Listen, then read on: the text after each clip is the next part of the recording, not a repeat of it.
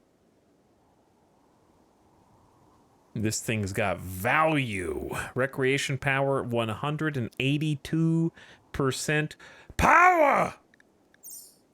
And we got some chess, 112%, not great. And then 146% billiards table. This is gonna be the sweetest poker table ever. You're describing my base, Madge.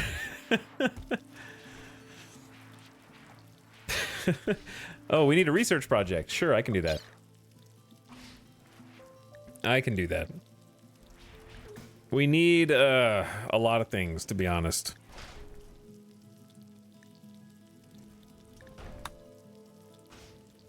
Transport pods? Transport pods. A caravan from Cabium approaches. What's with all the exotic goods traders? Another exotic? Stevens has tattered apparel. Chess table needs chairs. I know. Randomium creations. I know. Okay, I'm just trying to let them catch up on what they've already got, dude. I'm gonna make it.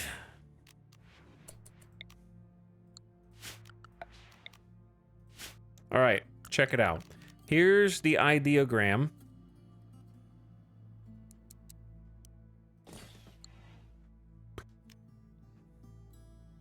And then we're gonna have a lectern made out of marble.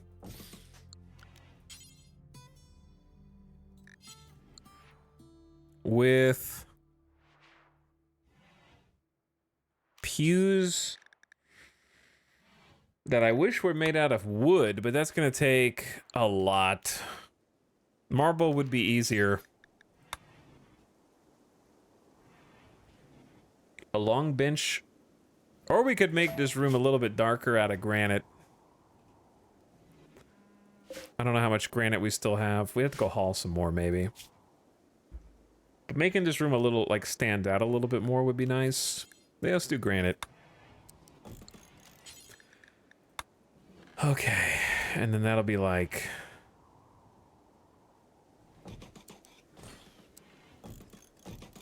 Start with, like, 4.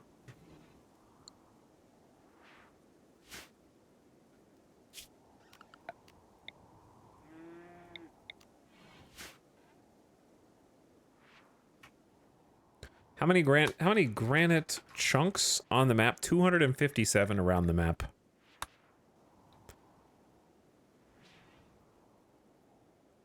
They're just at the edges.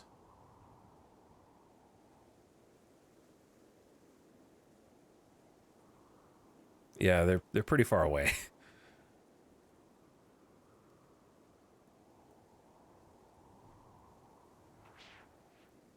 Yeah, it's going to be kind of expensive. We do, however, have 407 blocks, so that's enough for the pews. I just don't want the entire base to be marble. But it makes more sense to use marble. I don't know. Well, I'm going to have the entire, like, secure area be in granite. Alright, fine. I'm talking myself out of it. We have a significant amount of marble. Marble pews sounds so uncomfortable. Well, I want to make them out of wood, but we don't have any.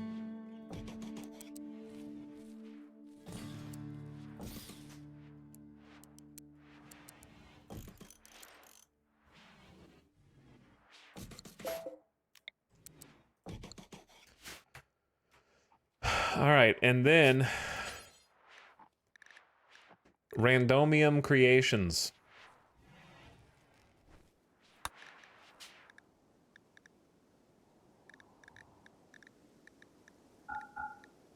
Out of marble. Times 2.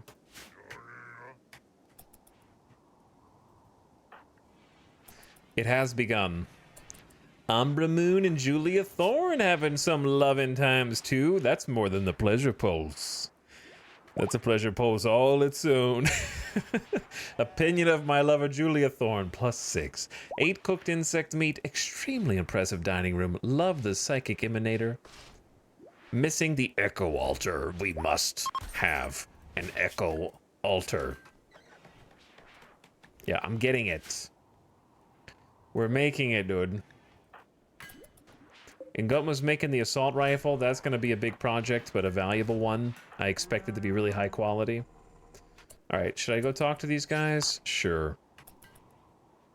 Since they're on the map and everything.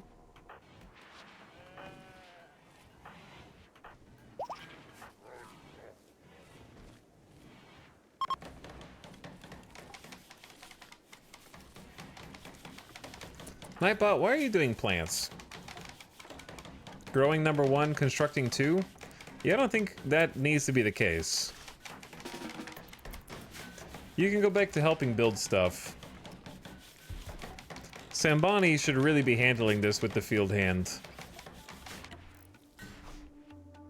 Sambani going hambani on that cloth. Nice. Did they leave? Oh, they left the map the second I sent Loser out there? Of course. Classic.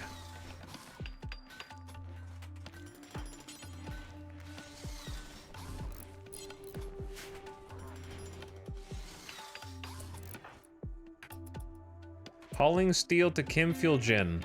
What if I told you that you should work on the deep drill instead? Then we can have more steel. Then we can make everything that we're trying to make but failing to make.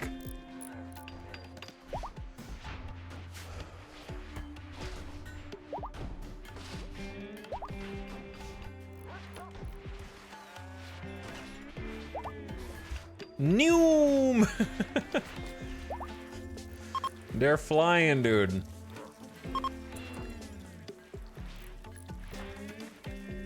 All right, where's Fester?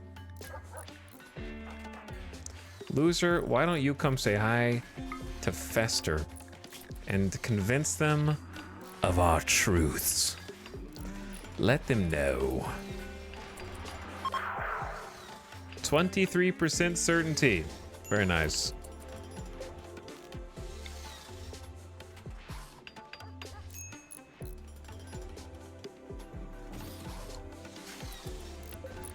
We have a good quality marble pew. And an excellent quality marble pew. Chat, those are gonna be so comfy, dude. 44 beauty.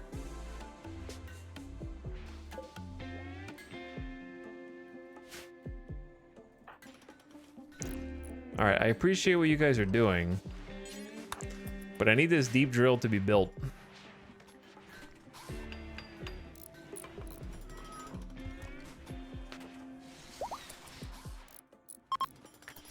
Look how much we're accomplishing, chat. The rooms! The rooms! Look at them! Building things out of marble takes a really long time. A royal tribute collector. Well, well, well, Kaskanek. I think I found exactly what I want to do with you.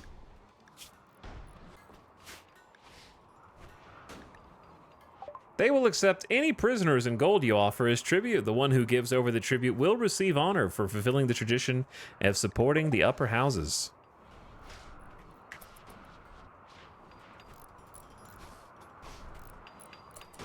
Loser, go say hi. Go give them a shout.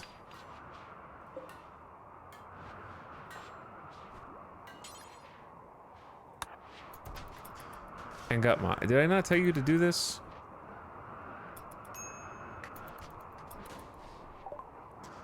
Kaskanek. Wait. Loser doesn't have any honor. So I have to decide, like, whereas Dragobot does. Now, Loser will have lower expectations. No honor. Honorless. Loser will have lower expectations, but Dragobot already has 4 honor and is the leader of the colony. And as such, I think it would be better RP to allow them to do the exchange. I think Nusplaris is coming to inspect the goods right now. right outside the cell. And then that's where 3 honor. Kaskanek, you've gotten a new family. Here's the issue, though. Don't go outside. Whatever you do, don't go outside. Dragobot's Yeoman Ceremony. The Fallen Empire is ready to grant Dragobot the title of Yeoman and the power of a level 1 Psylink in a bestowing ceremony. The bestower will arrive by shuttle and perform the ceremony. The bestower will only give a title if any throne room requirements are satisfied. There's a chance for extra honor, depending on how many viewers attend the ceremony. Naturally, every viewer gains a mood bonus. You can betray the bestower to steal Psylink neuroformers, but this will make the Fallen Empire your enemy. If you miss this ceremony, there will be another opportunity later. If the bestower or guards are harmed for any reason, there will be diplomatic consequences. Also, we have a brand new deep drill inside our ritual chamber, which we need to kind of get all this steel out of here. In my opinion, it'd be better if we just moved it down 1.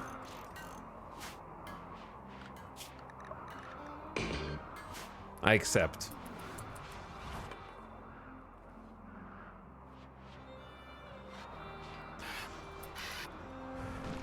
Here they are, chat.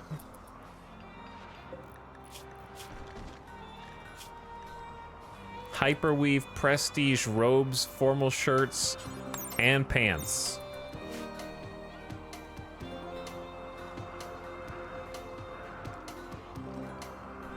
Come on in to my humble home. It's still very much a work in progress, your majesties. Imperials are leaving due to dangerous temperatures.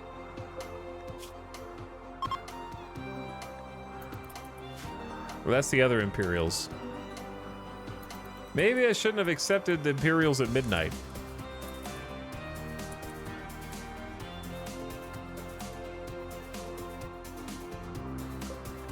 Kaskanek, are you gonna make it off the map, little dude?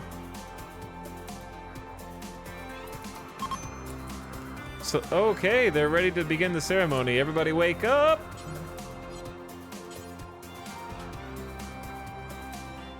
They're holding it in the best room.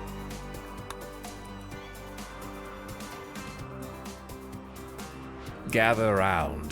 The royals have decided to grace us with their presence. They join us inside of our most precious recreational room, where the cat has also decided to observe. Dragobot, are you ready to receive an official title within the Empire, that of Yeoman? As a landholder, you will be beholden to the Empire, but we will give you gifts of psychic powers and the desire for the meditation chambers all day, every day, and maybe never do anything useful again in the entire colony. But that's okay, because you'll be able to create like light or make a rock move, and it's gonna be crazy. Don't worry, chat, we're gonna get like 15 additional honor just because of how grand the ceremony is. Look at them. They're surrounded by beauty.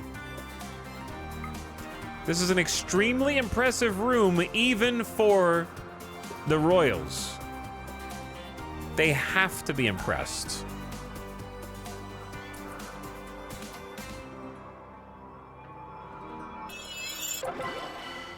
It was an honorable ceremony. Dragobot has received the title of Yeoman and is now a Psycaster with the first level of Psylink. To use these powers, Dragobot must build up Psy focus through meditation. The effectiveness of the meditation is increased if the person can focus on a specific object while meditating. Different people focus on different objects. This depends on the person's backstories. You got a typo from royalty.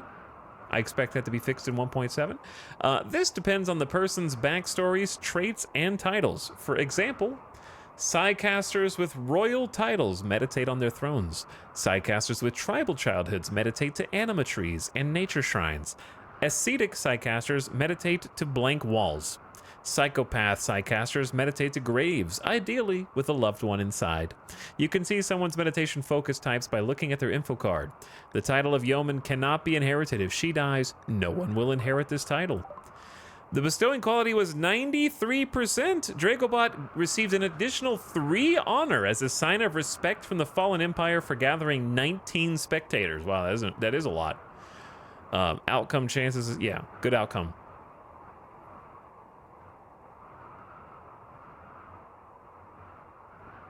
So it was honorable, so yeah, we got the main one. It could have been grandiose, but it was very honorable. Not terrible or unimpressive. Good job, everyone. Good job. Thank you, Royals. Goodbye, Tornicos. Thank you for visiting us. Country lady. Tornicos grew up in a noble family's manor in the outer country. Her early years were full of lessons in horseback riding, politics, and religion. Her friends found many ways to break the rules and have fun in the fields and forests, and in adulthood became an art patron, managing her family's investments in the arts. She chose artists to patronize and worked with them to produce the expressions that most glorified her family, the Imperial Church, and the Empire itself. Good for you. All right, Dragobot, what did you get? Dragobot has Solar Pinhole, which I actually am a big fan of. Generate a microscopic skip gate linked to the core of a nearby star. Solar material leaks through the pinprick in space-time, illuminating and warming the surrounding area until it closes. The light is good enough to work by, but not enough to grow plants. It'll cost you 8% Psi Focus. So now that we have Psi Focus, we got this whole aspect here. A special type of mental structuring necessary to use psychic powers. It dissipates over time and must be built by regular meditation. Losing all Psi Focus makes someone unable to use psychic powers, but has no other consequences. So effectively, you can use psychic abilities which may generate neural heat. Over a certain limit, you might cause your brain to have a psychic breakdown lasting days if you exceed this. And whereas, so heat builds, Psi Focus depletes when you use Psi cast abilities.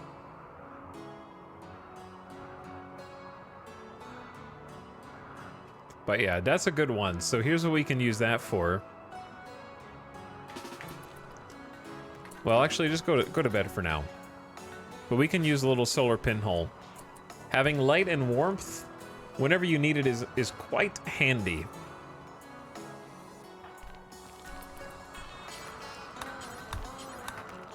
Not a lot of warmth, but enough to make a difference.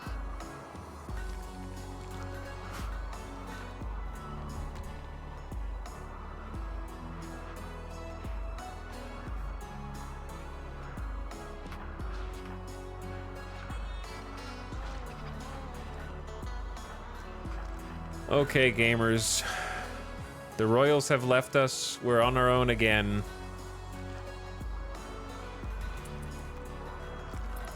We're on our own again, dudes.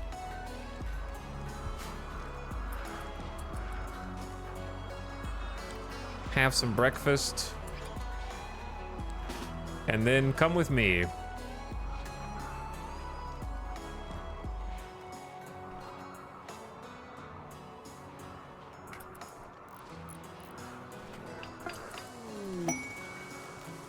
And let's try Solar Pinhole. Yo, did Solar Pinhole get a buff? I don't remember it having that big of an area.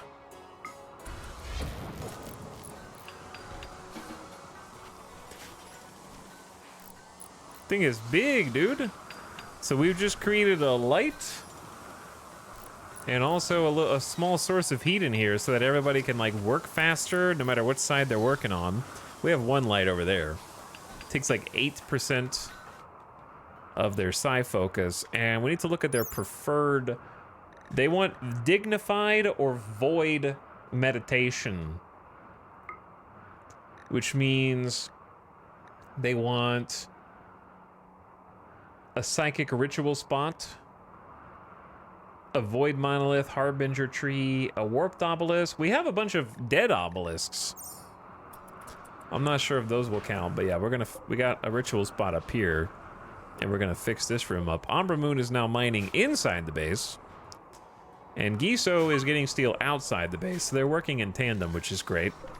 Cucumber's working on A small sculpture? Even though it says 0? I don't know. Maybe they're doing a randomium. They might be making the randomium. We have a randomium creation in the shape of a chicken.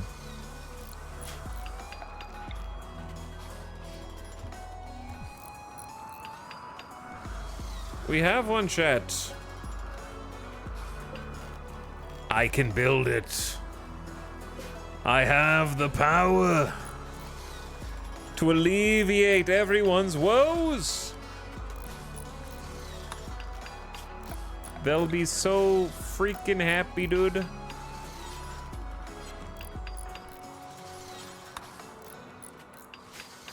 We've waited years. Wait, they need 4 columns in this room for it to count?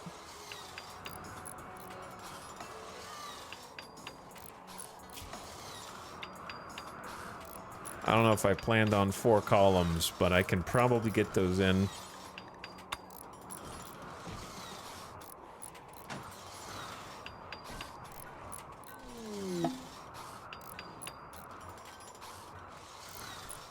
Like 2 there.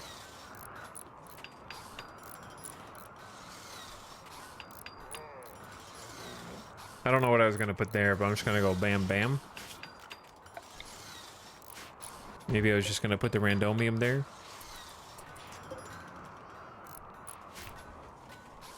They've literally been waiting years, but guess what?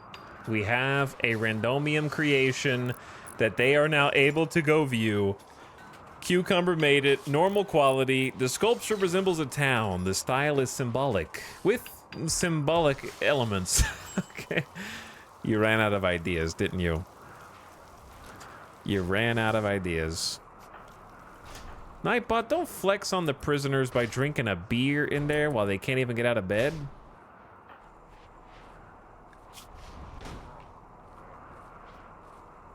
Random Arcus surroundings, the honorable bestowing ceremony. It brought a sense of dignity and honor to all the participants, +3.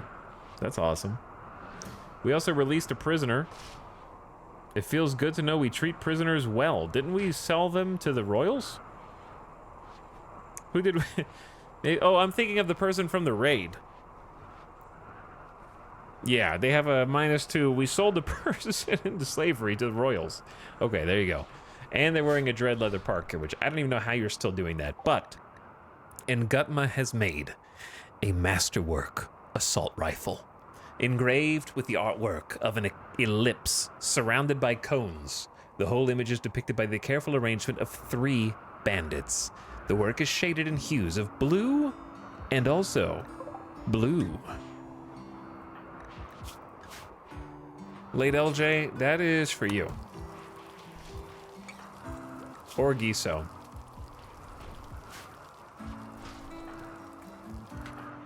Blue and blue. Completely different.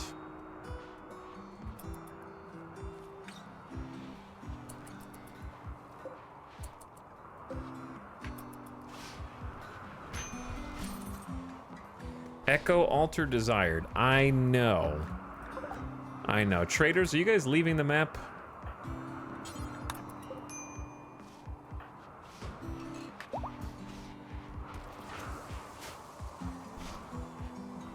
Possibly. Go, loser, go. Go, loser, go. Where are you guys going? What did you even bring? 3 oh my god, 3 reinforced barrels. Yeah, that'll do it. 1 whole component. I gotta start selling some stuff. We have an excellent large sculpture. Ooh. Ooh. It's a DNA. Judgment of late LJ. This work bears representation of late LJ crouching next to a fire while her face slowly turns blue. 2 dying parrots lay on the ground. The scene takes place in a district near a hill. The image somehow expresses friendship and failure. This is late LJ getting hypothermia. Here's a human leather duster for you.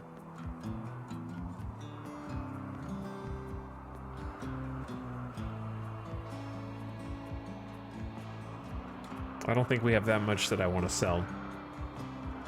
Unless I wanted to sell these legendary flak pants, but I'm quite content using them.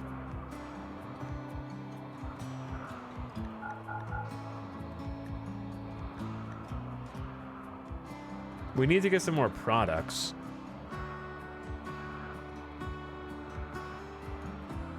Other than like high explosive shells.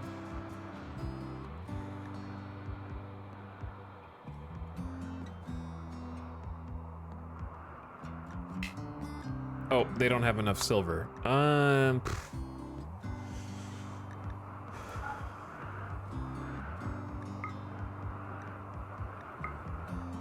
Yeah, I want to buy one, not sell one. All right, we're kind of like out of money.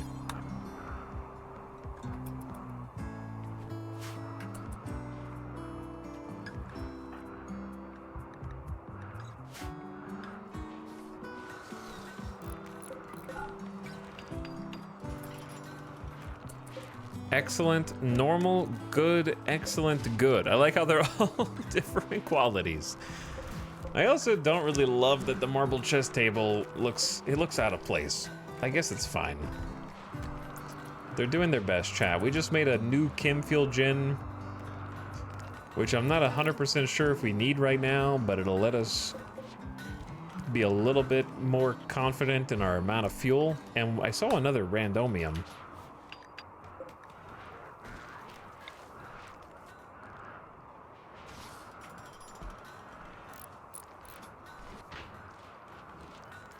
Two chickens? I mean, it could just go right at the front next to the podium.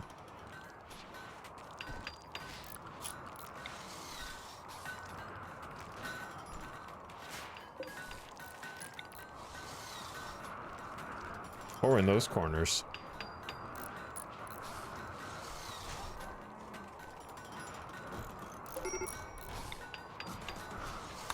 Two randomium creations is better than one. The colony's gonna be so happy about this, dude.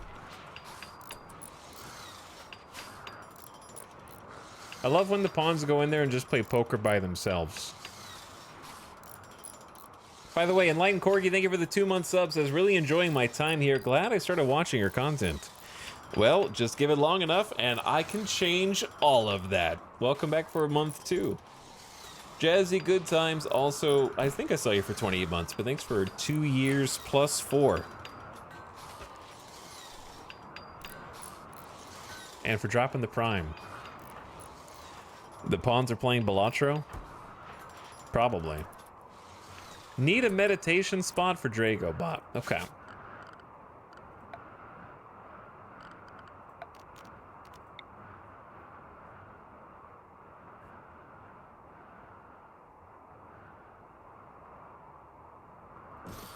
I guess there, and that'll count outside of the psychic ritual spot, but inside the meditation spot for Dragobot.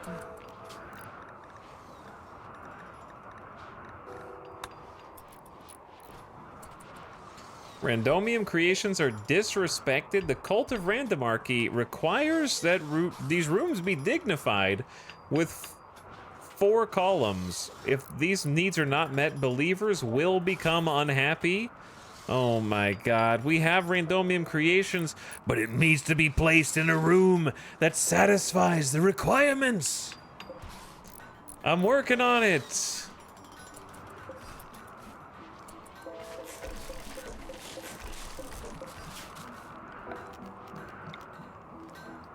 Meditating next to the loud-ass deep drill. Okay, listen. The pawns are just too picky, dude.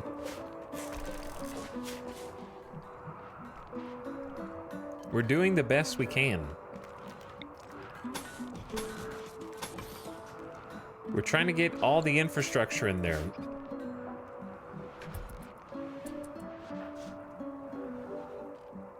So this is the threshold at which they will start getting Psi-Focus back. We can set however much we want them to try and maintain.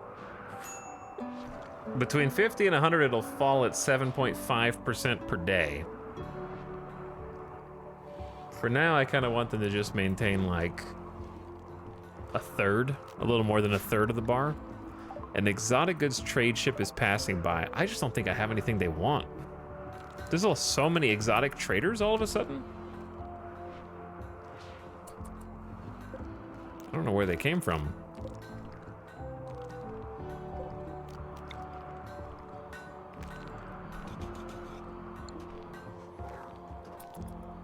But yeah, good things are happening. We're burning through marble, so that's nice.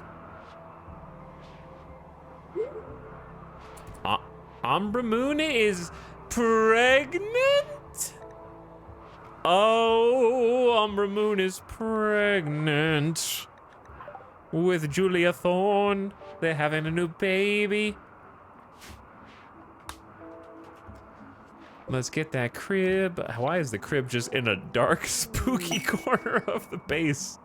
Next to some dead insecto. I mean, some dead mechs are just over there.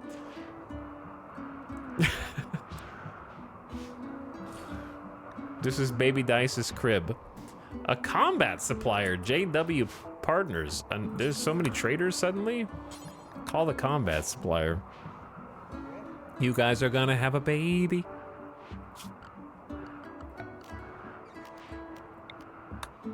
Oh, I did smooth the floor. That is smooth. Nice. I think that one looks better than this one.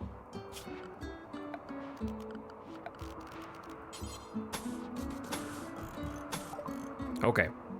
Combat supplier. Combat supplier. Do you guys have any? You want to buy anything? I forgot we have a legendary shield belt. But imagine selling that for 1,000. I just think shield belts aren't as good on this map because of the constant snow slowing everyone's movement speed down. That I would rather just have jump packs for all my melee. I don't know. Is that wrong? I'd just rather have jump packs for everyone. And I could just have a highly mobile force that would just need a ton of fuel is the issue. If we could get more twisted meat, that'd be insane.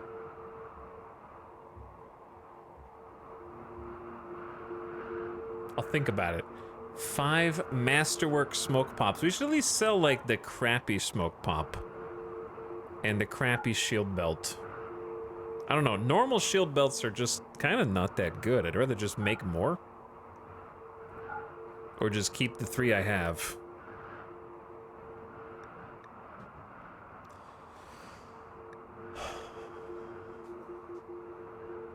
They have some good stuff.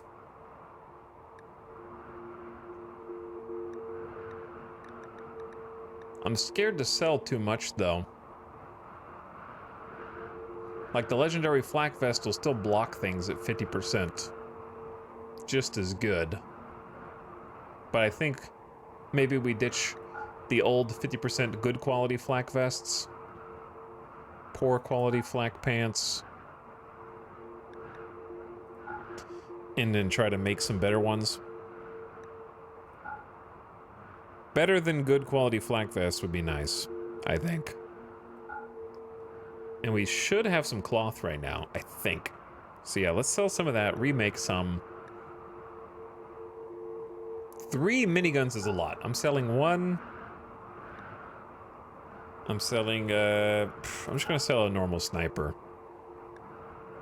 Because we have a bunch.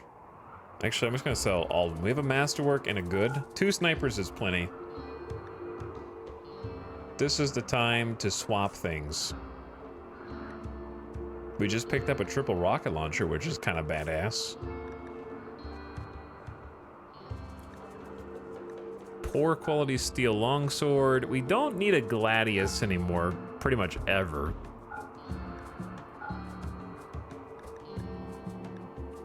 All right, yeah, that's 1,200 bucks.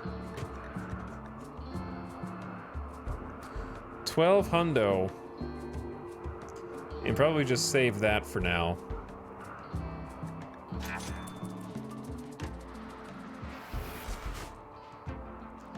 Get some silver in the bank.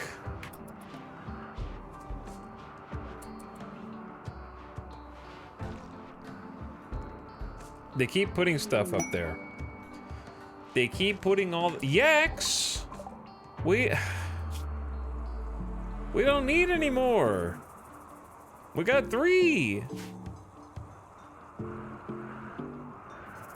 We can barely keep all these dudes alive as it's getting a little crowded in here, dude.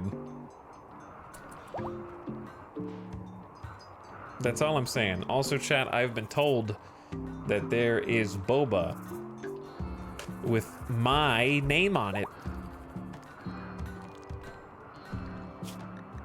So I'm gonna get it. Boba. So you guys watch the colony for a sec.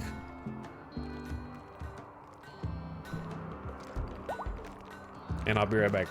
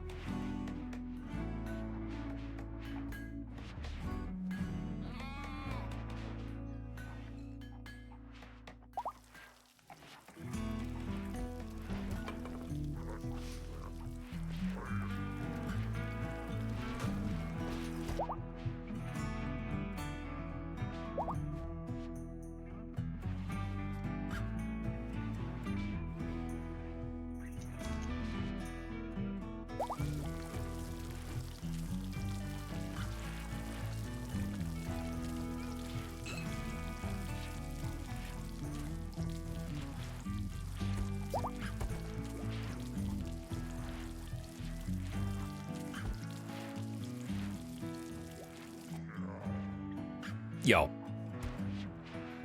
What up? Boo. We back. Thanks for waiting. Appreciate you. Anything happen while I was gone? Cargo pods? Cargo pods? There were 2 social fights. I didn't start one. Parentheses, I won.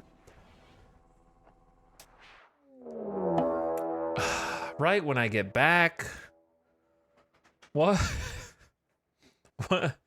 What are the odds?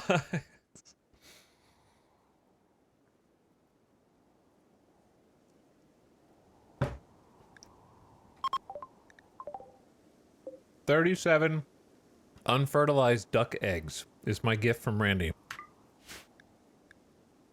Uh-oh. Breachers? No. No, breacher mechs that are gonna breach immediately. Oh, who is this? 4 centipedes. Actually, is this not so bad? I mean, 4 breachers is always bad, but like, I thought it was gonna be more people. 4 lancers, 2 scythers, a militor. 4 centipedes is never fun. But 1 termite is handleable. I feel like they're just gonna go straight that way.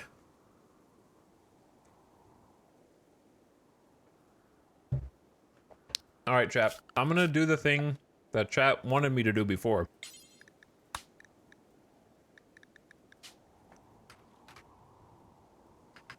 Amore.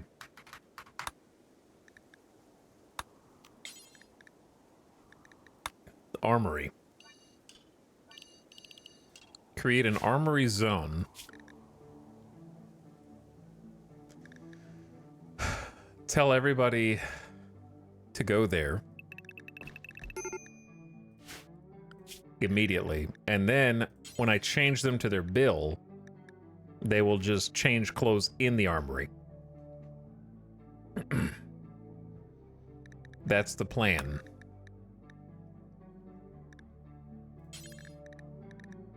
We'll obviously need to pick up the EMPs while we're in there.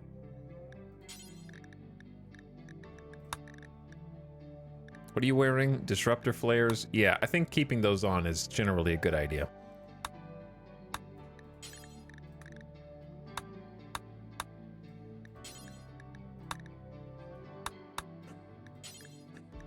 Okay, we could organize these dudes a little bit better. Like put the cucumber. Actually, we could just put yo over here. That'd be better. Okay. So, sniper rifle, probably not the best thing for this. Probably not the best weapon.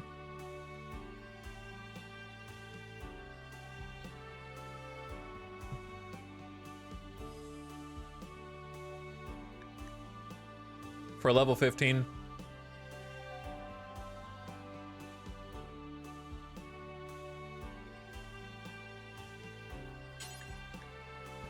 All right, you take the EMP launcher. And then late LJ doesn't have a gun either. Why are you wounded? Human teeth bite. Oh, yeah, the social fight. Okay, at least you guys are mostly, wait, who? Fester? Also cracked human head. Why is Fester the healer starting things? Chad, I have an idea for Fester. Fester's our new EMP guy.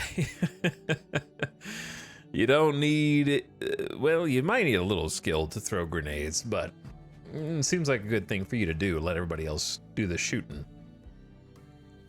I don't know, it might be wildly inaccurate. Here they come, chat. The centipedes are on their way. I don't know which, they could go any direction. Oh my god, they might go in straight into all of our power. That seems like what they're gonna do. All right, well, let's see how the new bill works. We've got a few brief seconds. Everyone's scrambling to put on their gear. I think locking them into this with a zone was a genuinely good idea, though. They're getting, they're moving. They're sleeping on the ground. No! No, dude. Stop, just stay awake.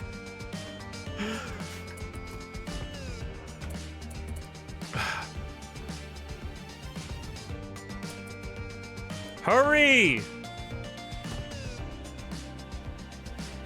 We need all the gear. We have to be greedy about it. Okay,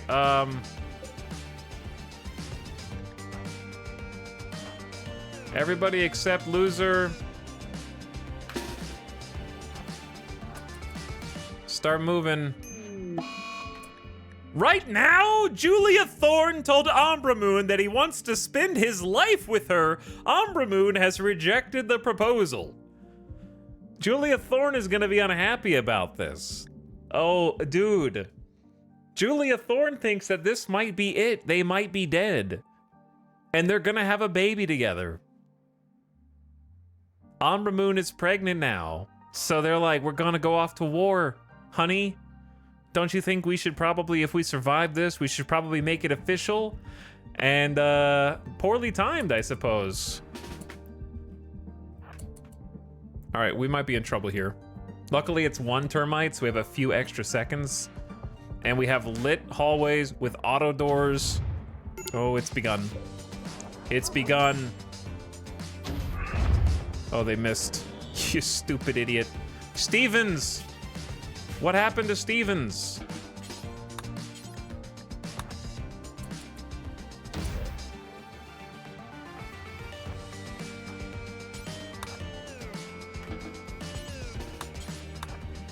All right, and got my... Chat, do we fight this in the court? We had to fight this in the courtyard, right? I forgot about the good armor. There's a marine helmet. Too late. We also have a Psychic Insanity Lance, but we shouldn't need it.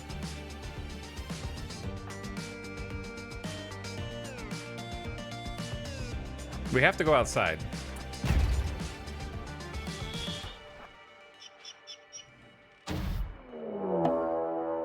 Interesting. Most interesting. Several sinkholes have started appearing. The sound of writhing flesh and cracking bones can be heard from below.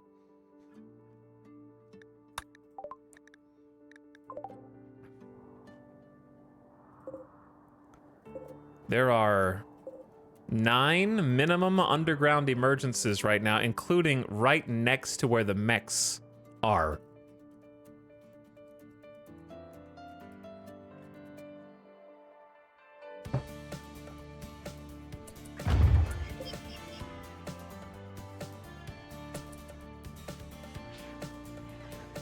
Brace. Okay.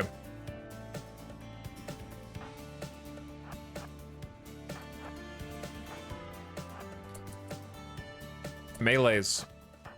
Why does the music keep changing? Make up your mind, music.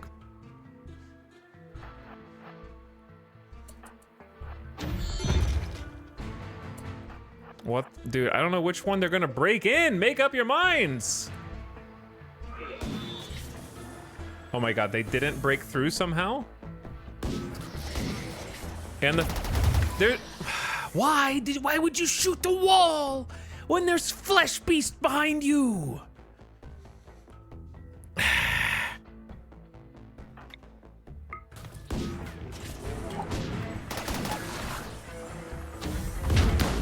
Go, dude, stop shooting the wall, dude. There's a lot of flesh beasts.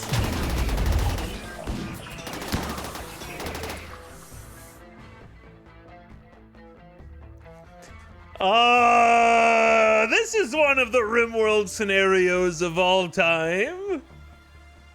Yeah, this is one of them. I don't know if I've seen anything like this before. I don't know what to do, dude. I think we hold for at least them to break the wall open. Okay, they stopped.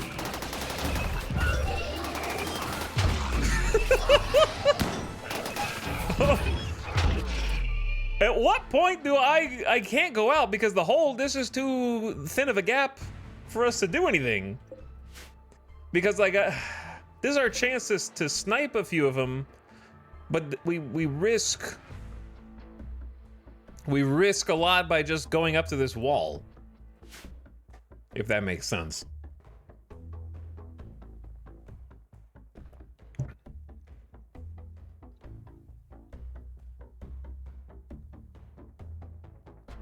I think you sim shield boys up. Shield boys up.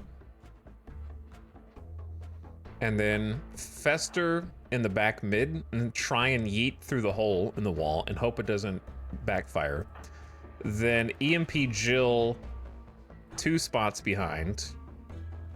Okay, and then we go mostly lost loser Ombre Moon.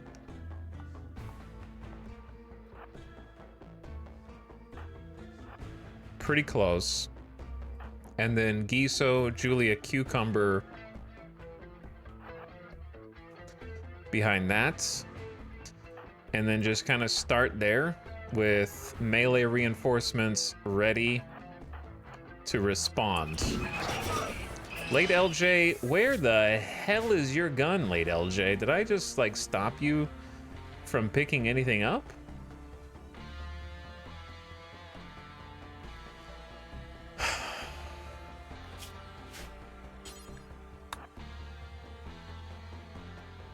Go grab a minigun and come back.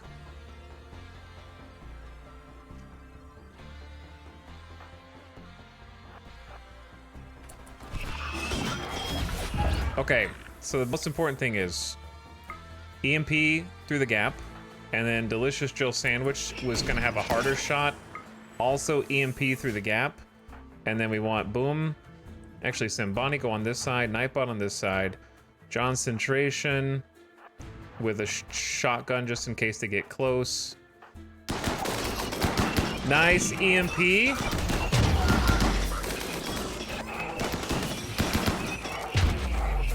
All right, so these guys are a problem, right? We need some, obviously not all of our people can shoot, right? Not everybody can shoot here. I'm tempted to just like break my own wall open.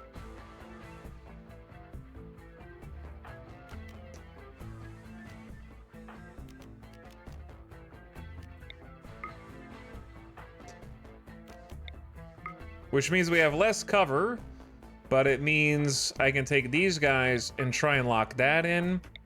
You lock that in. Okay, we have a much wider gap now.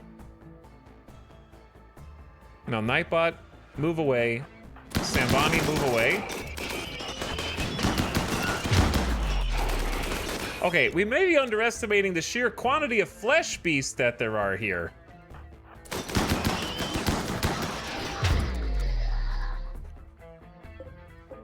The centipedes are like, yeah, we may be underestimating the number of flesh beasts. They are piling on top. This is an incredible sight. They're being swarmed, dude, by ants. Okay, Johncentration and Delicious Jill swap places. Whoa! Prepare to redirect against the flesh beast swarm. Fire at will! Shoot whoever you feel is most threatening. Here comes the army.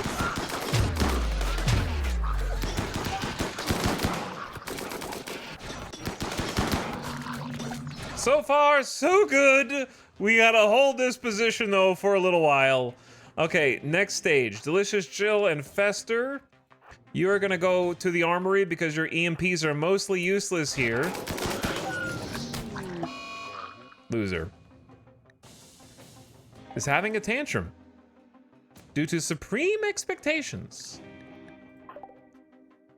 Is about to go smash up furniture in their room.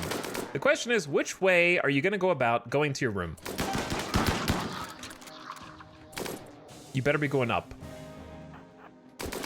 Okay. That's not your room. Late LJ, come on out. Oh my god, chat, are we in danger? Hold on, I can't even do, can I do combat command? Combat, is it, let's do combat command. I should have done that already. It's never too late. Uh-oh.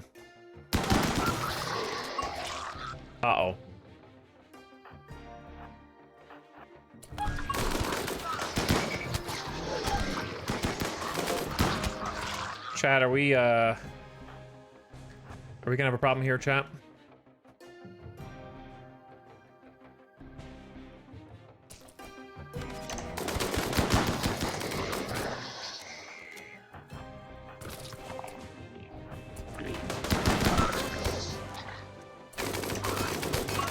Hit him with everything you've got, LJ.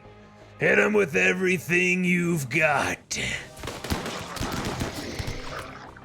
We have backline melee. I believe. They can't stay alive long enough to get a lock. Good job.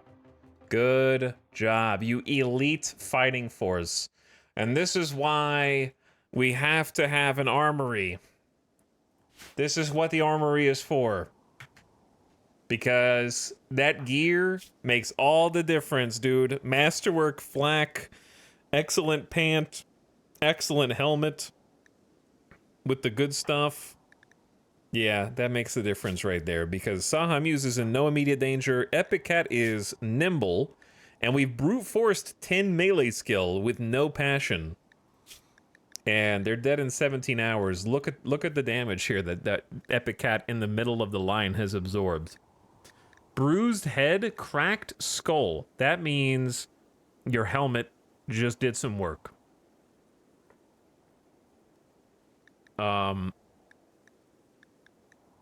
Cracked humerus, messed up leg, crack from the finger spikes. Yayo's got some bruises on the torso. That means your flak vest just blocked for you. Cracked stomach, probably the same thing. So yeah, protecting the torso is probably the most important thing in RimWorld. I know that sounds obvious, but it is genuinely the easiest way to die. And it's way easier than you think. Because it doesn't take much. Didn't we do the math one time and it's like 5 punches to the torso in a row can kill someone depending on who's doing the punching? Like 4 or 5 punches to the torso?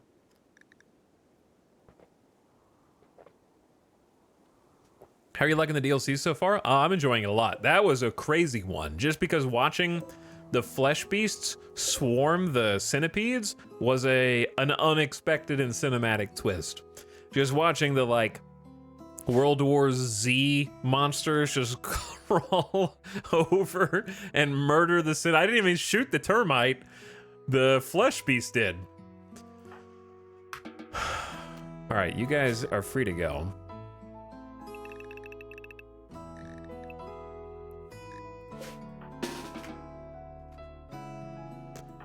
I'd say keep your armor on for a second. Loser, please.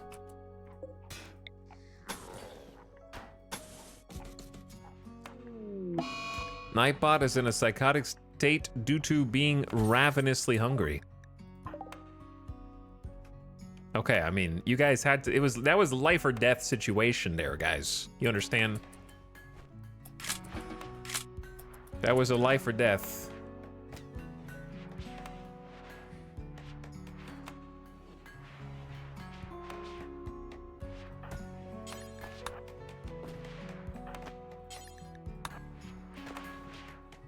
So we got a 10-day cooldown before we can do combat command, but it seemed like there was a possibility of something being dire there. Are any of them alive? Yeah. Okay, hold on. I'm just gonna make sure they don't get up. I'm assuming there's no more on the map, right? There were 9 separate locations, yeah? There is one finger spike. Yeah, the one that's still alive right there.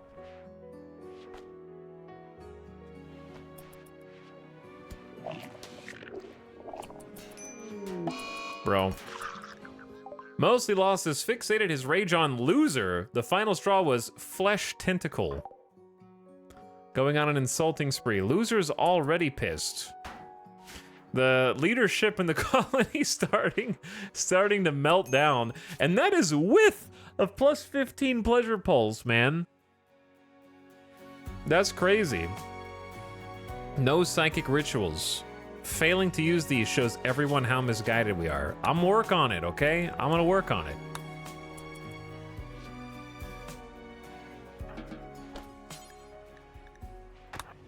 Also, I saw some questions in chat, just a sec.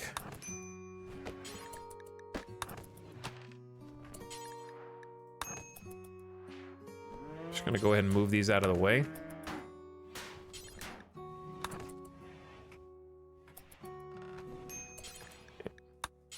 Actually, wouldn't be a bad idea just to move all of these inside that we can. That is not my ritual. The fact that the finger spikes can like explode into the back line is actually really interesting. Mostly Lost is no longer on an insulting spree. They have started a social fight with one another. Classic. No biting. Come on, Mostly Lost. Oh my god, you guys.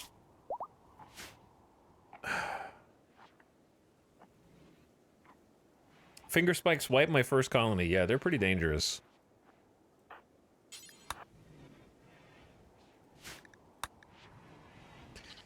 Anyway, yo, that was a fun raid. Hi, chat. Hi, chat. Anyway, Chatter says, is there a reason you don't use plate armor? The reason is just it's technologically inferior to wearing, like, there's a few reasons. Number one, Number one, plate armor is extremely slow to put on and take off. Prohibitively slow. It does block a lot of areas, but it takes ages to actually put on, right? So that's reason number one. Plate armor is actually quite good in the early game, especially against insect infestations. However, when you're in plate armor, you have no insulation. You have 5.4 degrees Fahrenheit because you're replacing the middle and outer layers of your clothes. So the middle and outer layers of clothes, you're taking off clothes that would ordinarily be insulating for you, like parkas and I believe the actual shirt, right? Well, this is skin layer, sorry. Middle layer is your flak vest. So if you wear flak vest, you can wear a vest and the parka. So you're getting effectively 2 layers of armor. Because parkas can give you some sharp armor as well, depending on how well they're made. So the more layers of armor you have, the better anyways.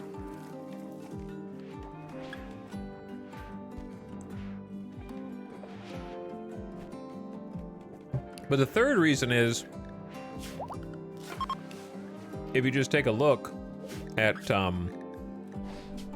your average flak vest, your default normal flak vest has 100% sharp armor, which doesn't mean it blocks everything. It just gives you 100% points on the like armor value before it checks for penetration and rolls a dice. So 100% armor sharp just for normal. Now, if you look at the plate armor, it's 65% sharp armor just for a normal craft. So all things being equal, you're getting 50% more sharp armor on your torso from a normal flak vest than a normal steel plate armor. So the only reason you should be making plate armor is if you can't afford flak, or, and I would say, and you have like a biome that isn't frigid cold that you need to be wearing parkas and insulating gear on, since you can wear like a parka at the same time as a flak vest. The benefits of plate armor pretty much is that it covers your arms. That would be like the main benefit. Both your arms get covered and your legs. It's kind of an all-in-one. And a good plate armor is nice, but it's something that you would definitely want to have replaced by the time your colony looks like this. Are guns sharp? Yeah, guns are sharp armor. Bullets are sharp armor. Or sharp damage. Blunt would be like punch, headbutt, that kind of thing. Warhammers, and so on.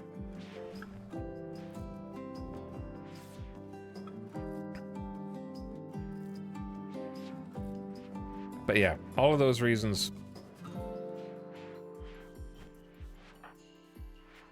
I do really like plate armor early game though. It would not work on this map. Also, we've got an ideogram. Wow. All right, let's get this wall. We are so, I guess, lucky. I don't know. That was just a fun, chaotic, classic random moment. Like surprise, breach a raid, double surprise. We have a proposal during the raid. Triple surprise. It's actually all finger spikes. That was a classic random moment.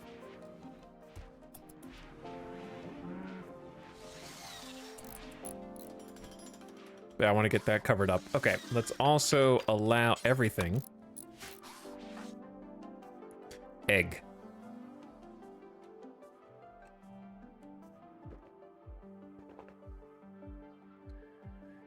In mild or hot biomes, I run plate on my front line until I can comfortably afford cataphract.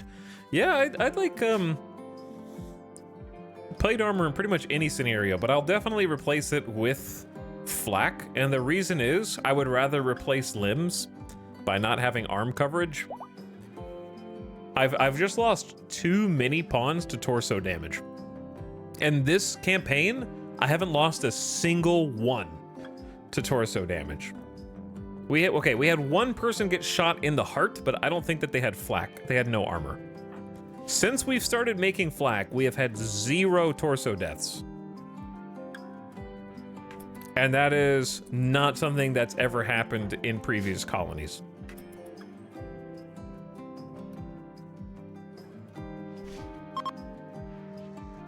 Jinx. Even if 1 happens, usually I have like 3 to 5 by now from combat.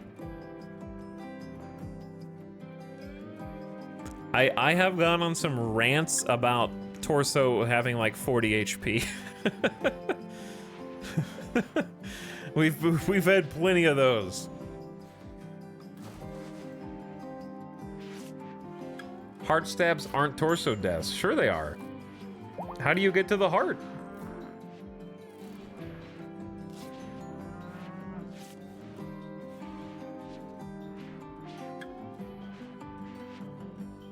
Through a man's stomach. True. It really shines on tough pawns because nothing can one-shot them, and plasteel plate is so durable with full coverage.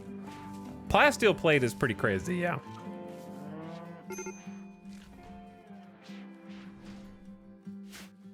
What's weird is you can have heart damage without torso damage. Yeah. But the flak vest covers both.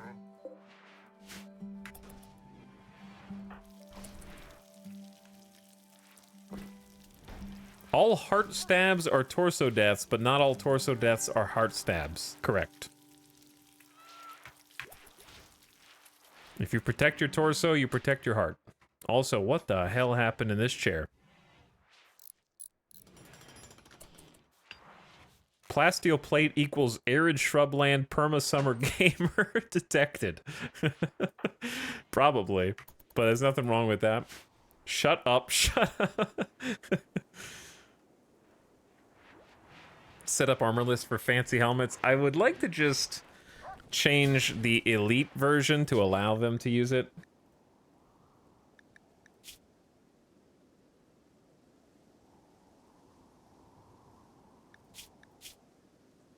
Let them use cataphract helmets, marine helmets, prestige, anything, recon anything. Just kind of let elites pick from whatever is available.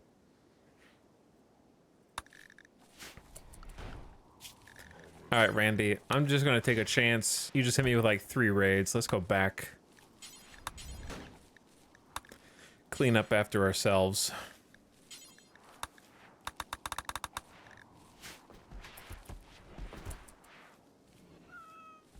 Plate armor is basically a pawn-sized popsicle mold. Yeah, on this map, that's true. Very true.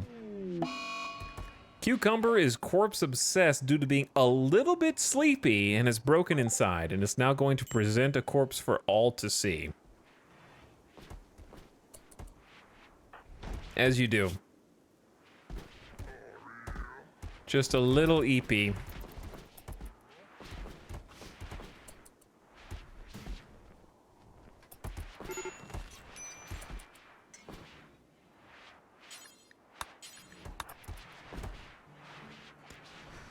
Guess who's back? Back again. Guess who's back? Twisted meat. We're gonna be eating good. Or the animals will be eating good, I guess.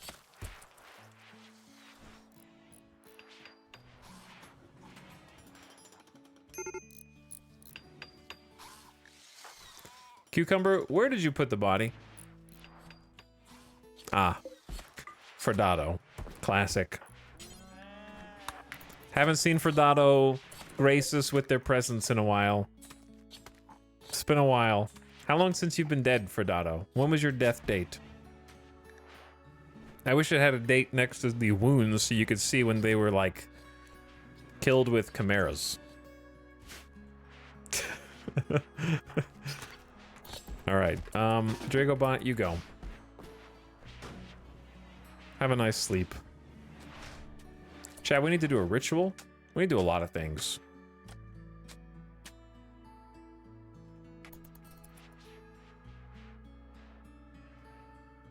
We need to do many things.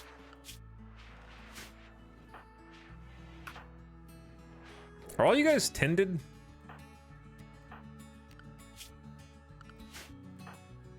I think so. This hospital was honestly the best thing that we've made. This is the MVP of the colony right here. It should be even larger. We need more than 8 beds. But we got 8 and then 4 emergency backups. We just need some medicine over there.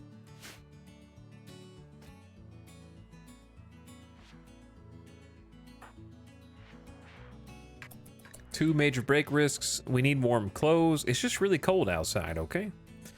Let's exchange the EMPs. Maybe I should not have sold some of the guns that we sold. Perhaps.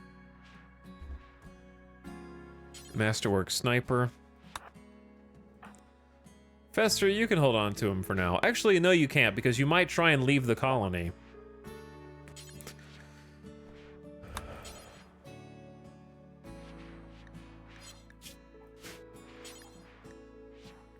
You can have an excellent bolt-action rifle. And if you leave with that, it won't be the worst. Chat bullied you into making the hospital. No, we've been planning on making a hospital in literally every RimWorld campaign. That's like saying, oh, chat bullied you into making the Echo Altar. No, I just finally got around to it when I wanted to. Oh, chat's the reason why the mega base is so big. Sure, yeah. Keep telling yourself that. It was definitely because of you guys.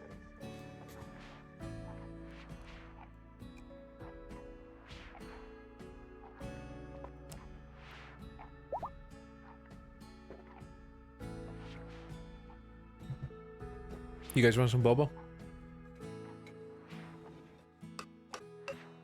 It's fruit tea. This one is.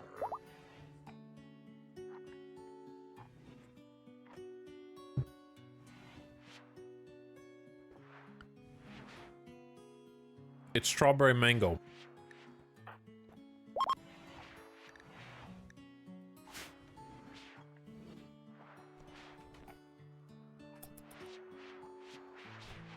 Tasty. Echo Altar is super disrespected, dude. I'm working on it, okay? Just give me a little bit more time. Randy just tried to shut us down, dude. We rebuild this thing fast. Like, I'm kind of impressed, actually.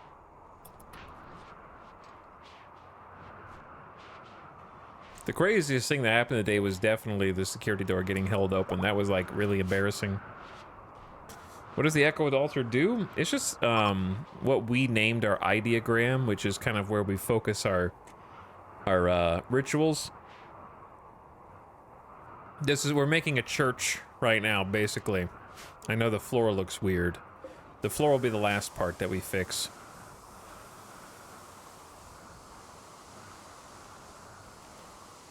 We'll get it in shape.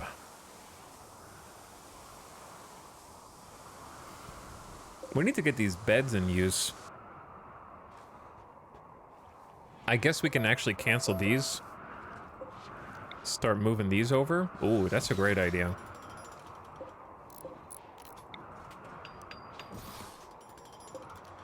That'll make all of this way easier.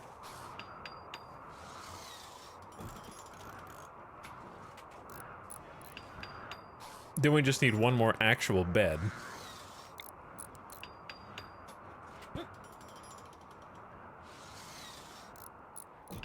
Was this actually how I set it up?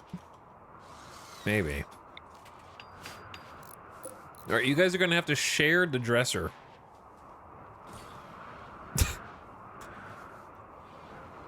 And then...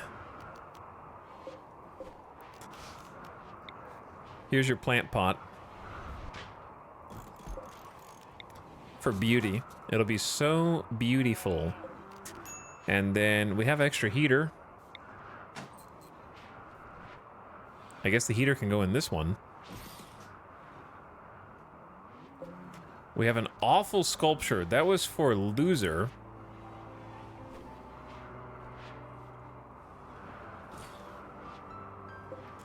And then the stool doesn't have a home. It'd be a little janky, but I'm gonna put it around the poker table.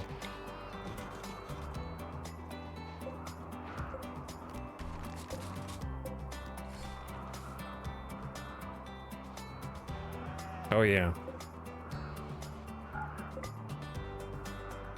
What are your plans for the old living quarters? It's time to start deconstructing. In some respect.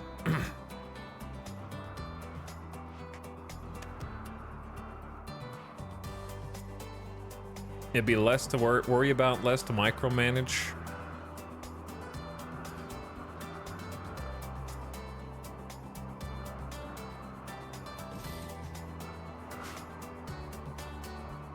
I don't know what to do with the corpses yet.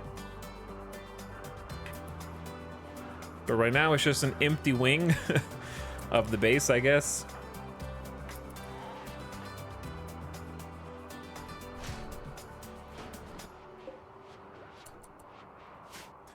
All right, this is looking good, dude. We're getting some steel. People are healing. I don't know why there's wood down here, but we're gonna use it for a bed. Epic Cat's trying to heal up. Sambani is working the fungus harvest. Operator Chan's bringing some eggs in. Saha Muse is making some more chem fuel. I don't know where all the chem fuel went. Probably into the generators, actually.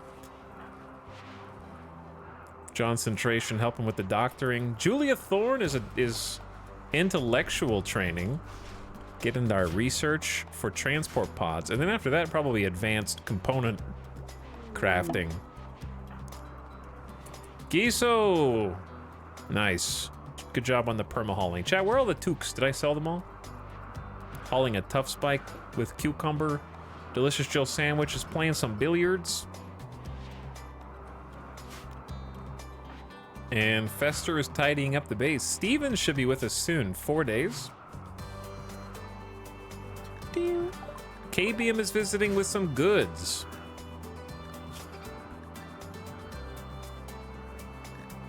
God, this is a good song, dude. All right, Concentration, go say hi in case they turn around and decide to leave.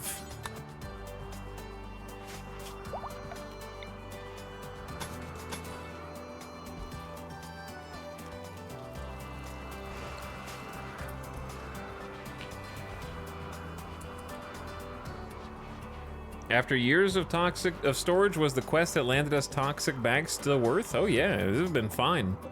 We just got a little fridge in here, and we've been enjoying a flat screen TV for years now. Chat said I would never get to do it. You know what else chat said? They said, oh, you plan the mega base, prepare to die. And guess what?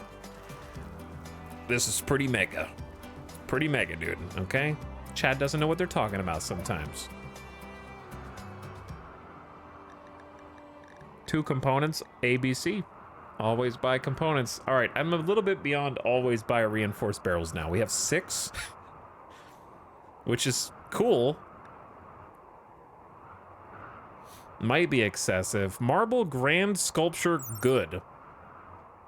A huge sculpture sized to dominate a room by Cucumber called Mad Love.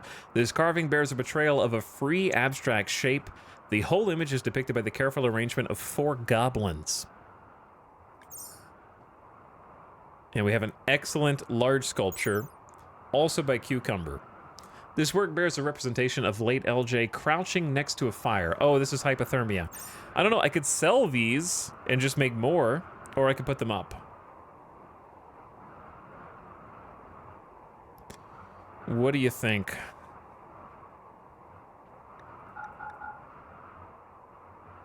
Why do they like hypothermia art? Who knows?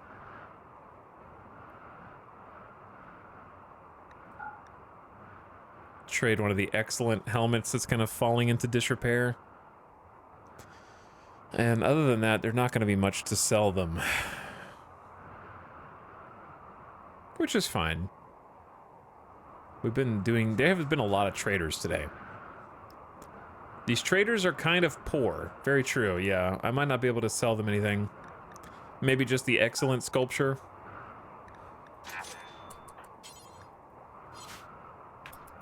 Take the money.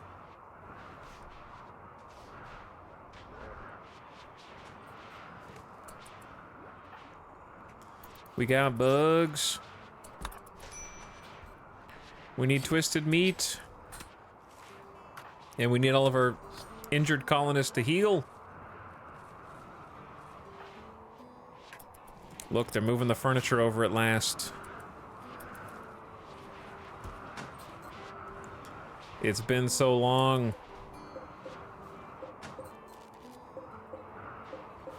All right, if they're in a normal quality bed, we can like move them over. Delicious Jill, you can have the excellent one.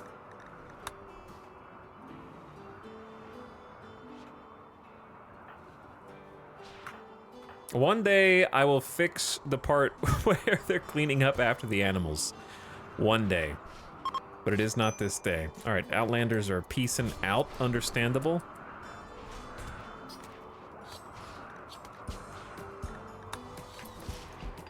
Chat, why aren't they wearing toques? It says that we have toques, but maybe it's just because they're scattered on the ground and they don't want to wear them unless they're hauled. That may be it.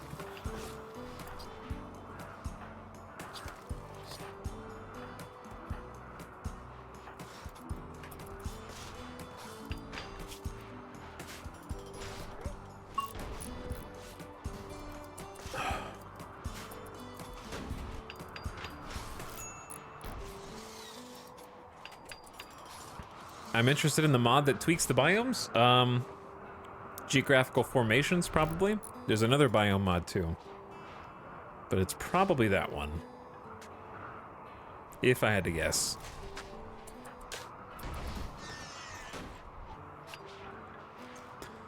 Okay, somehow they still have things that they haven't finished building yet.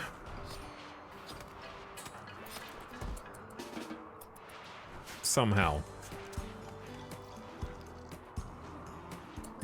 Xanadu just took a bite out, bit off the shoulder of this tough spike. Hey, eat what you need to eat.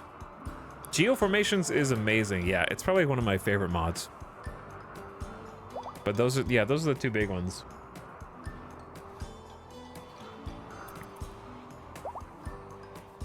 Looks like you still have silver outside the north side of the base. Uh-huh. Chat, you figured out the I Spy. Good job. I'll have to find something else for you to uncover. To test your observation skills.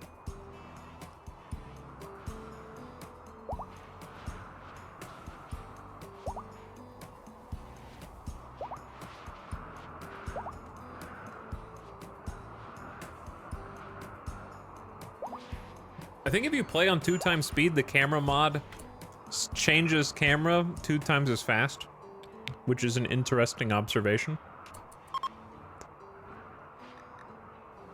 What happened to the cube? Concentration, because you're in the colony, I will respectfully answer your question and say, bro, that was like a long time ago. What are you talking about?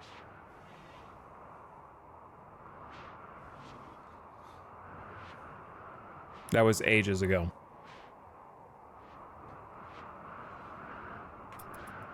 Where have you been? You had 2 days to catch up on VODs. And you're in the game. Randomium Creations disrespected. No work facilities. Oh, yeah, I see. You guys are so picky.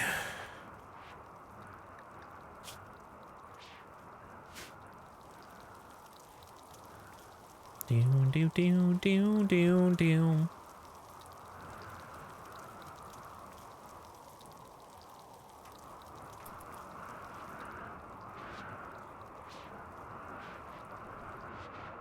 It's disrespected because we knocked down a door that was here, and I need to rebuild a wall because it considers the entire hallway part of the same room now. So I queued up a wall so that they can fix it, so that they can be happy. And then we'll start working on the floor. What's next on the Mega Base checklist? A lot of cleanup stuff. We need to do some repairs. We need to do, some of these chambers need to actually be, like, ready to receive. We need to do a ritual. We need to fix the ritual room. We need to smoothen like 100 walls. We need to figure out what to do with the old wing. But yeah, doing some like just quality base repairs is nice. Which they only do repairs after they're done with everything else that they're building. I don't know why there's meat in your room, Concentration, to be honest.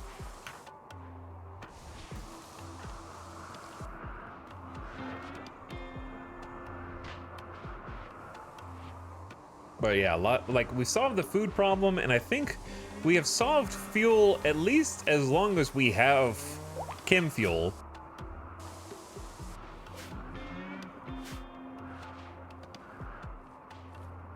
All right, it shouldn't be disrespected anymore. This should actually be like a nice room from which we can do. It's very impressive and somewhat rich and very spacious and pretty and clean. The floor kind of sucks, but and there's a hole in the roof. Yep, there is a hole in the roof, isn't there?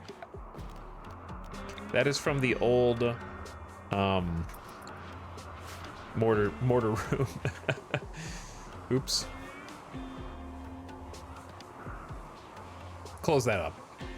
Hello, folks. What's up, Hyperion? Anything spooky happened today? Well, I mean, we just got done we're cleaning up the results of a simultaneous mech breacher raid and 9 holes in the ground, tough spike and finger spike infestation that ended up being a 3-way battle between us and them. So that was the last thing that happened. And now we're trying to fix things up over here. I think we have pretty good cleaning, but maybe we could have Fester try and prioritize hauling first instead.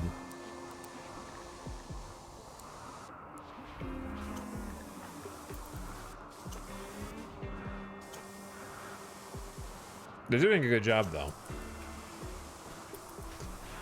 That's a really good idea. Twisted meat into chem fuel. Yeah, twisted meat has been a really great source of chem fuel. So I'd highly recommend that.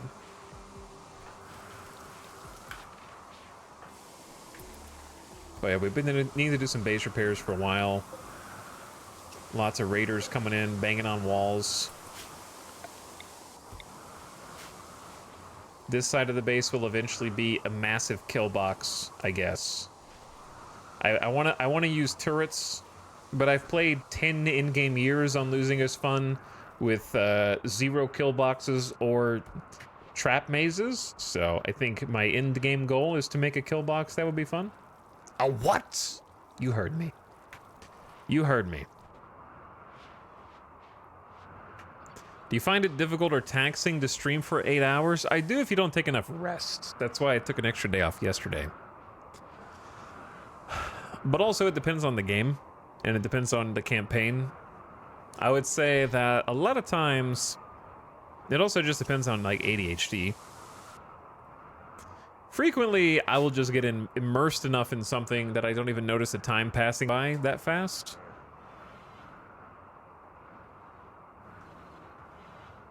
And then sometimes I can feel every minute of every hour. And then it's tougher than when time feels like it's going by slow.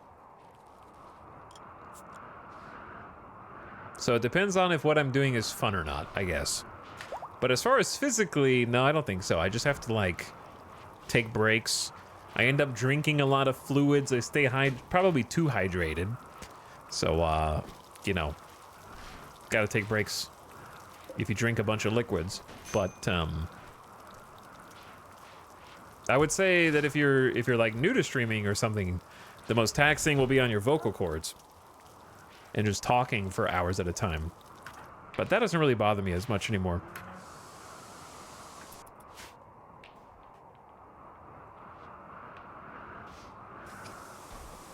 This game is a stem fest for my ADHD brain. There's definitely a lot to think about and do.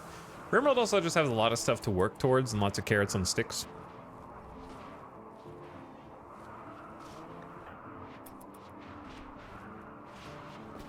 And I enjoy trying to, like, perfect/finalize my ideal base. I feel like when you start working on other projects, but also I feel like them fixing this is good. So I think I'm just gonna try and be patient here. I want to unsuspend the component bill, though. We need to start cranking out some components. And then paste this onto the other one. I don't know, Angama shouldn't work on this one at all, basically. We got 2 fabrication benches. We should start using them.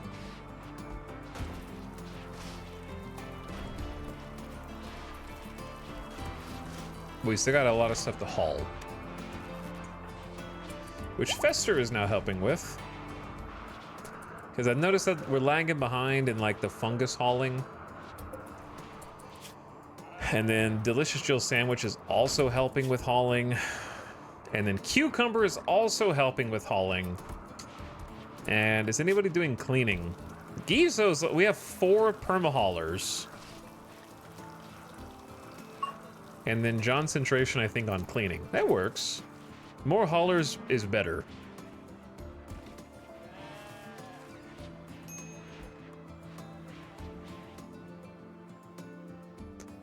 Okay, those are not quite good as new. Loser, where did your gun go?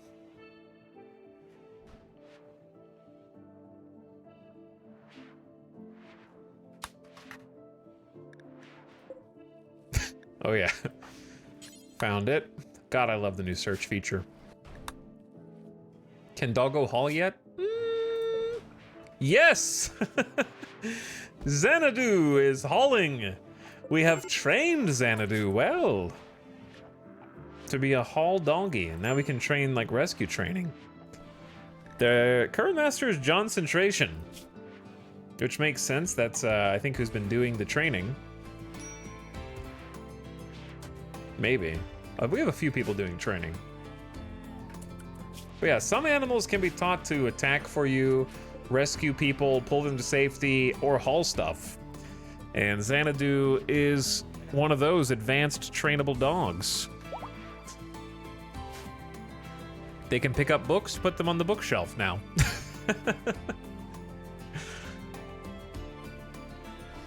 So there you go.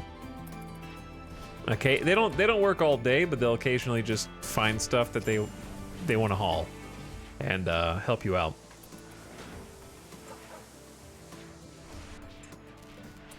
So this storage stockpile, what do I do with this? You can now construct launchable transport pods that you can use to send people and supplies long distances across the planet's surface.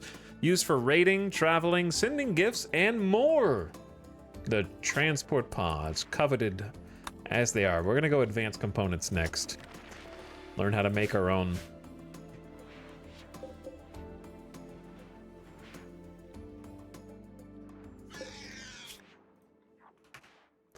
Let this be kid helmets stored there. Trying to just kind of free up this stuff. We need somewhere else for uranium to go.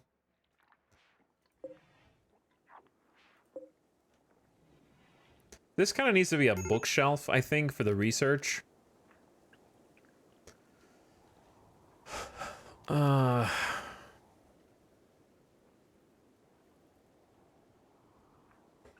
Where, oh where does uranium go? That isn't just a dead-end haul. Late LJ pregnant. We have 2 pregnancies?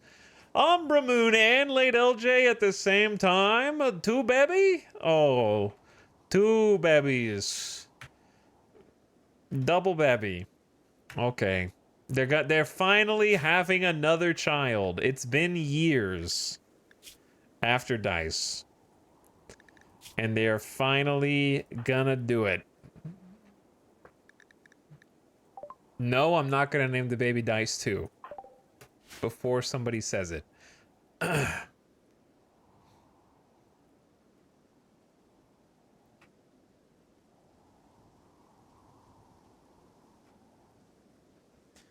Chat, where should I have some uranium storage?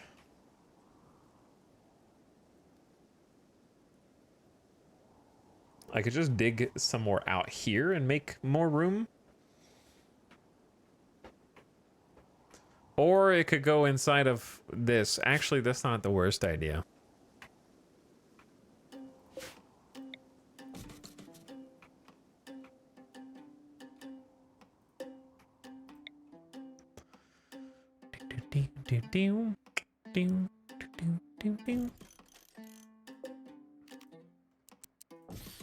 Put this little closet to work.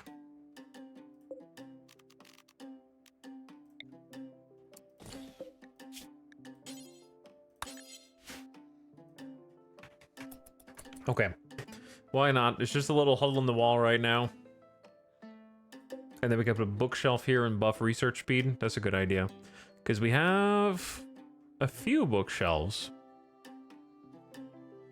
We need more books, dude. Reading bonus in the room is like 5.2% in here.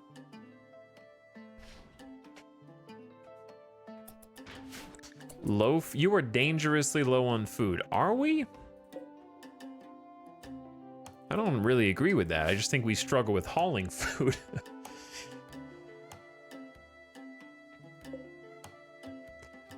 We need to like reorganize this entire wing.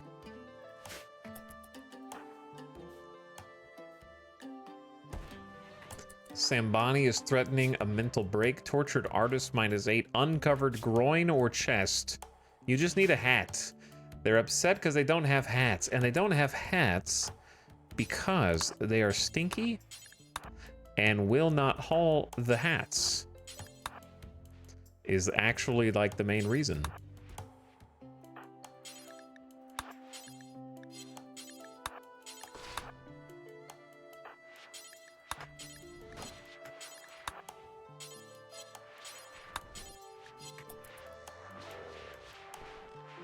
Her groin is her head. No. Not what that means.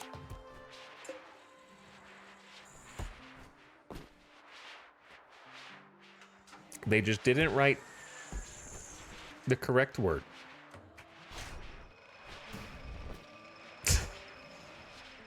They just will not put on clothes unless the clothes start on a shelf, which is hilarious. There we go. Now you guys have some hats. Stevens, paralitigation for 2 days. Also, I just remembered that we can try and convert Fester. Kind of forgot about you, Fester. It'll take 2 more attempts anyway. Hey, Fester, let me just have a word with you real quick in here about Randomus. You'll come around. He'll come around. Don't worry about him. He'll come around.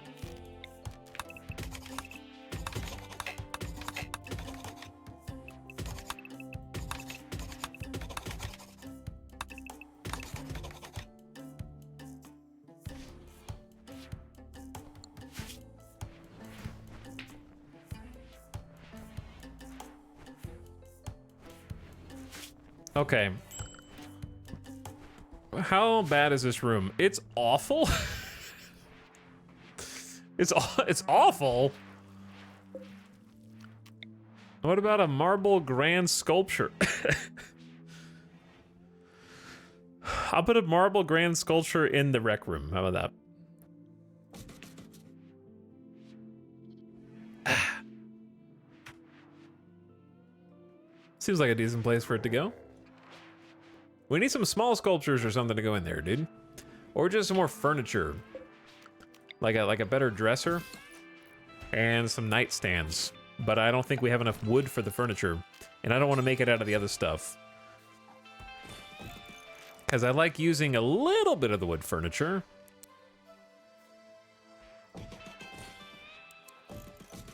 Though I don't know if... Yeah, these guys have one, but these guys won't. Because it has to be directly adjacent.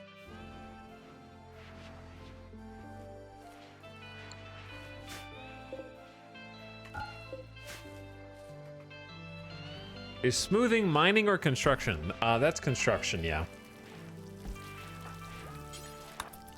That one's construction.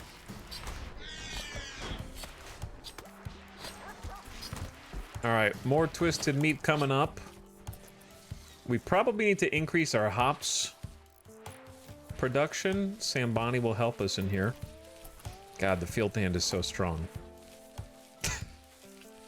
You're running circles around Loser, who's got still a respectable 14 plant skill.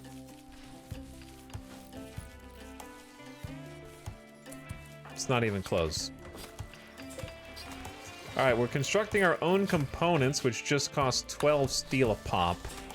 Umbra Moon is hard at work getting more steel for our supplies. We actually have almost 1,000, thanks to their combined work. Mostly Lost has been looking for more deposits underground. So far, we've gotten pretty decently lucky. All right, are the builders... They're almost ready for a new task. A John Centration converted Fester to her ideology, I guess just on their own. Fester has left submanism and has joined up with the randomarchists. Next, I think, is Stevens, who's Rar Kabayism. There you go, Fester. That's the stuff. Well done.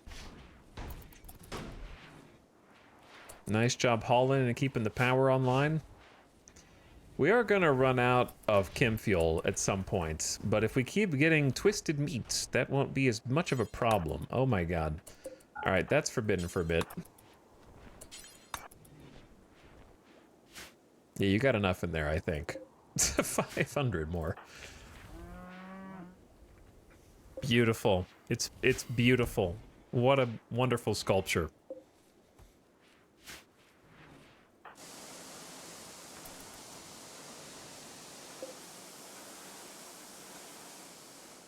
Okay, I allowed them to try and fix all this stuff up.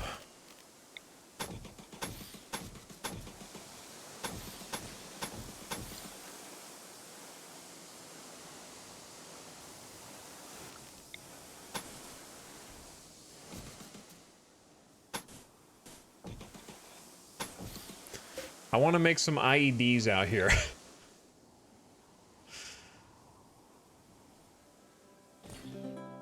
So the radius is that explosion radius. So I don't want them to blow. I don't want them to chain react other IEDs, nor blow up my own walls.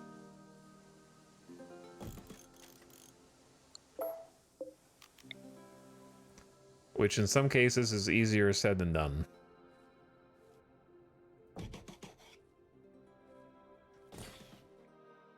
How many do I want? Yes. The problem is they may or may not actually fire them off.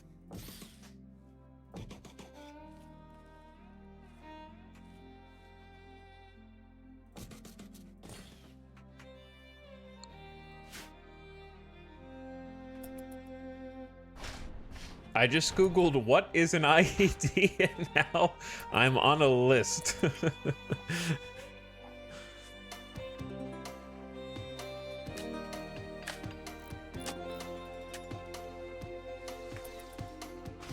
Improvised explosive device is just the name of the thing, chat.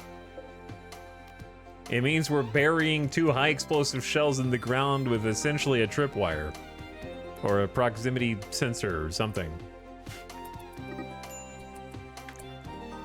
Fester started a social fight with Yeah Yeah Yo. Bro, that's the last person you should start a social fight with.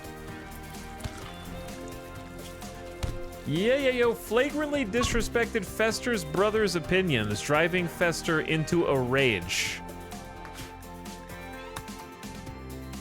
And they began a fight.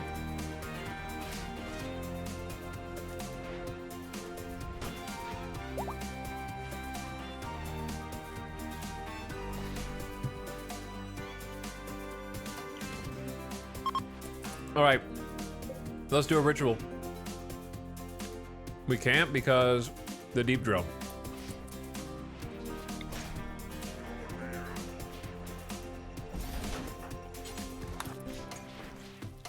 All right, I'm gonna move it. It's stuck in the ground. But we do need to do a ritual.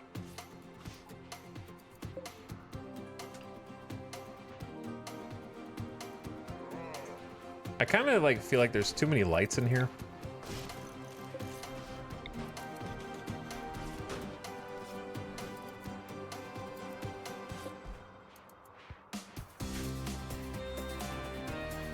I mean, light is good.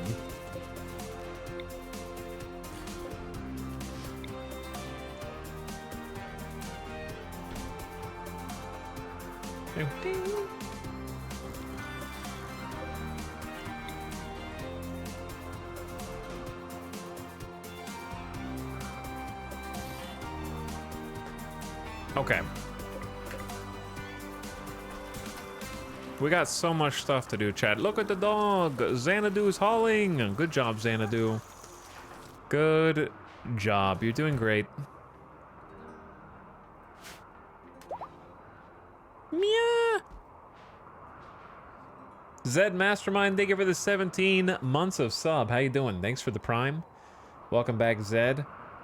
Socks on the Lawn for a year and a half. Yo, thanks Socks on the Lawn for subscribing and for the tier 1 sub again. Much appreciated. A special deal. You have 6 days to accept. Oh my god! Akala wants to purchase 200 face masks of normal plus quality. Guys, if you accept, they will give either a Masterwork Uranium Longsword, a Masterwork Uranium Royal Bed, and 340 uranium. I get it. You have a lot of uranium. I don't think I want uranium sword and bed. A Masterwork jump pack, a Masterwork minigun, and 469 gold.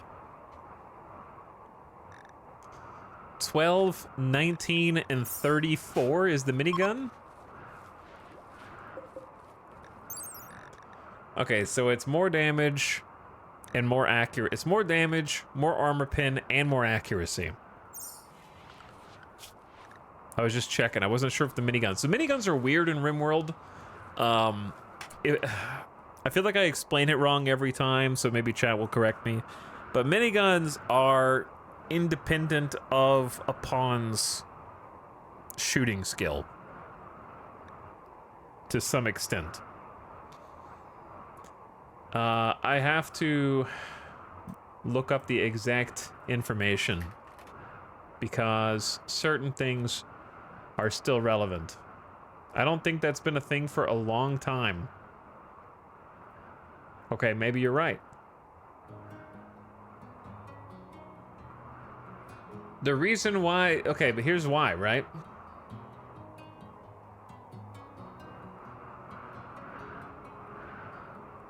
The reason why is because even when you miss with the minigun, it has a high chance of hitting a different target who you were not shooting at.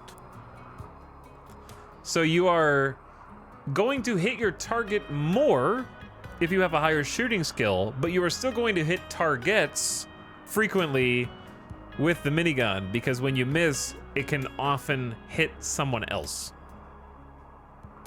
Having high shooting is better, but missing with a worse pawn is still very strong. Yeah. What I said was, it's independent of shooting skill to some extent. That's what I said. Which I still stand by. Certainly more than any other weapon that's in the game. You would benefit giving a low skill pawn a minigun more than giving them any other gun. Accuracy by volume. Yeah.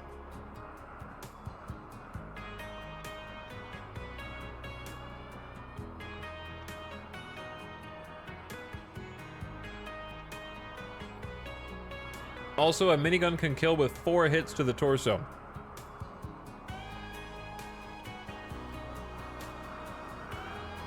And shoots 25 rounds per burst.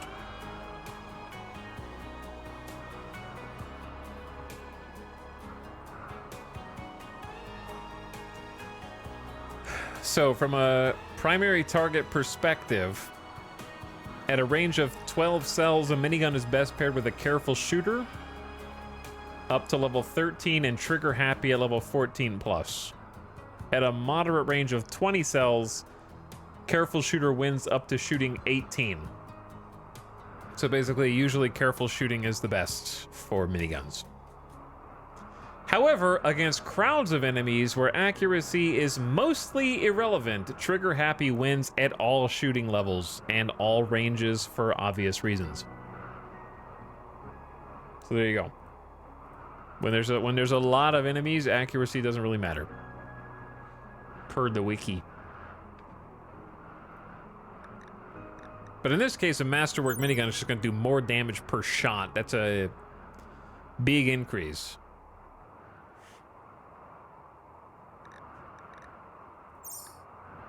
But I'm still not gonna make 200 face masks, bro. I'm sorry. We'd never get that train to be finished.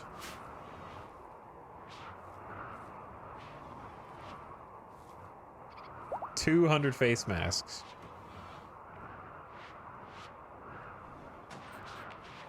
That'll take 200 tiles of storage until you're ready to ship them, yeah. Amazon order, dude. They just made an Amazon order. What are they doing with 200 face masks? Preventing infectious spread of something, maybe? I don't know. Or creating a mega cult. A mega church for their mega cult. Alright, while the pawns are asleep, I'm gonna take a quick BRB to take Midas outside, because I did not take him out last time. He needs to go. I need to go. You need to go. I'll be back.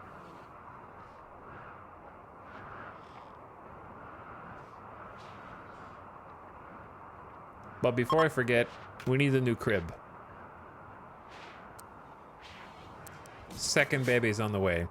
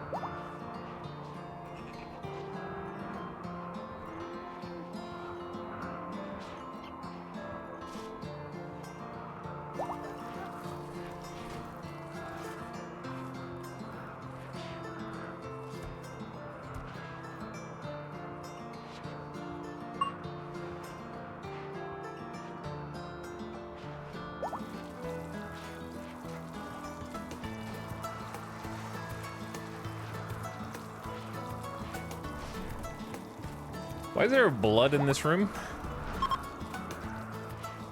Oh, hold on. I was gonna give Midas a bone.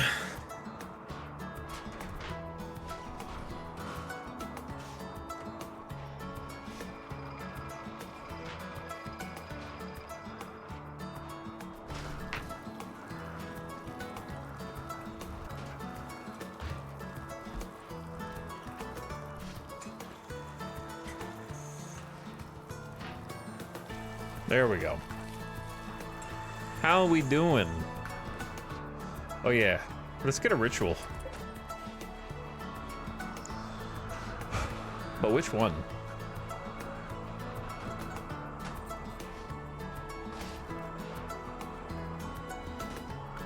Skip abduction, maybe? Ghoul enhancements? Ghoul resurrection, bring dead ghouls back to life? I haven't even made a ghoul yet. Maybe I should. Perhaps I should. I'm thinking either chronophagy again, because chronophagy just been crazy. I wonder if chronophagy can fix these. Dragobot 60. Let's try chronophagy on Dragobot, since A, they're the leader, B, they just became a yeoman of the Empire, and C, they're probably due for a bad birthday soon.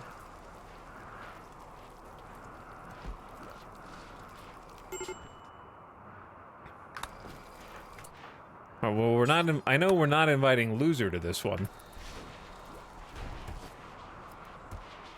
because Loser's about to snap. Why? Supreme expectations rebuffed by Operator Chan. I attempted to create a romance, but I got the cold shoulder. Oh no. Alright, watch your step here, guys. Watch your step. It's dangerous over here, dudes.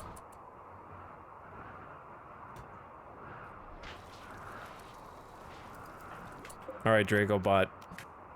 Which of the two clones are we gonna choose? They're both in their the clones are both in their 30s now, chat. Ugh. Didn't I say I was gonna let them go? And heal them?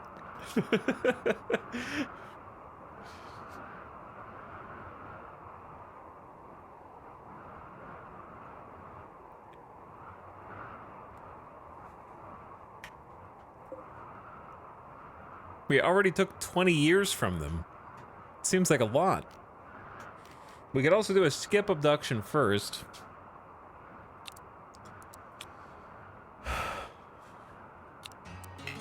And have Dragobot lead that. Abduct a random hostile person from anywhere in the world, prioritizing those nearby. The ritual induces a dark architect to warp space, teleporting a distant person to the center of the ritual circle. The process causes the target to fall into a short coma. How long is this?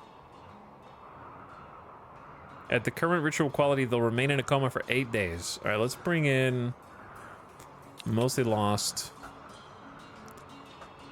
Late LJ. Actually, no, you build. Let's bring Operator Chan, Julia Thorne, Giso, Puka. Oh, okay, 4 people.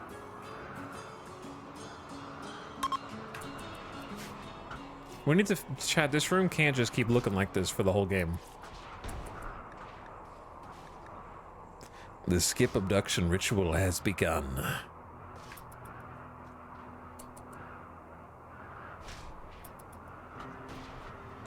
Indeed, it has. The chanting has started. Ding, ding, ding, ding, ding, ding. Dragobot, how do you feel?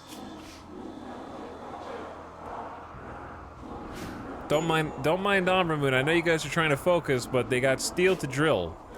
It's not gonna drill itself. Alright, Omramoon, get out of here. Go Halls. Oh, this is done.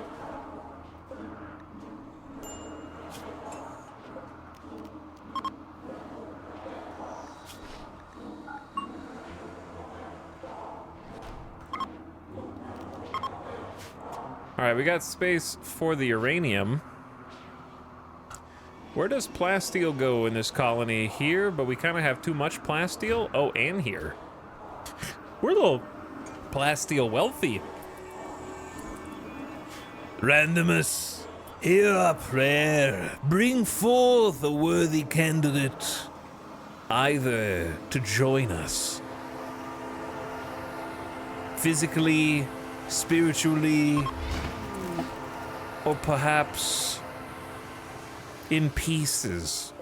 Hello, Dorna, who has a bite scar on their leg and is a 31-year-old melee mining, very neurotic night owl. Oh, good. Very neurotic night owl, who's also industrious, the most insane work speed bonus ever if you can keep them happy. Plus, 75% global work speed is insane.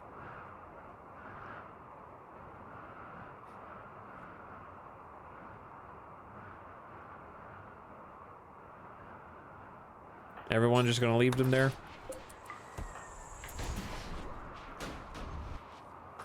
All right, put them into bed. And then we have another ritual to do.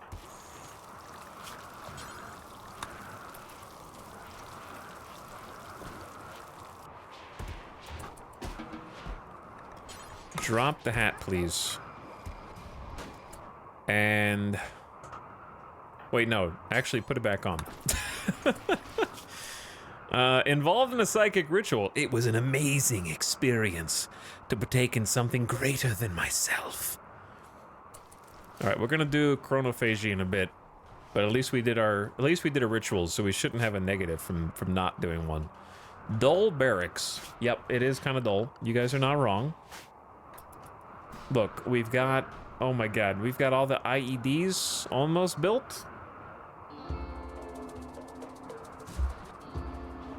Skip abduction complete from the Confederacy of Welbo faction.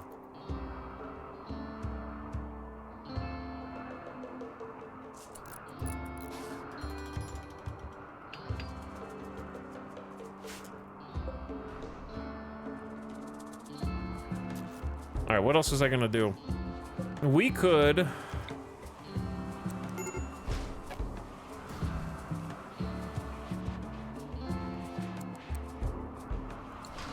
remove a little bit of roof here. Uh-oh. Is that a heavy? Yep, that's a thick roof. Well, of course it is. One singular spot that I can't unroof. Ruining my entire plans. All of my plans. 6 components in a reinforced will make us an extra mortar. It's not the worst idea right now.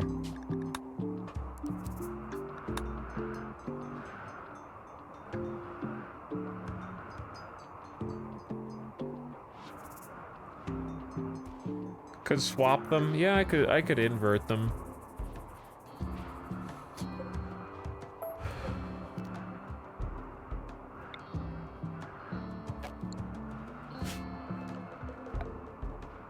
It just kind of made more sense for the shelves to be closer to the entrance.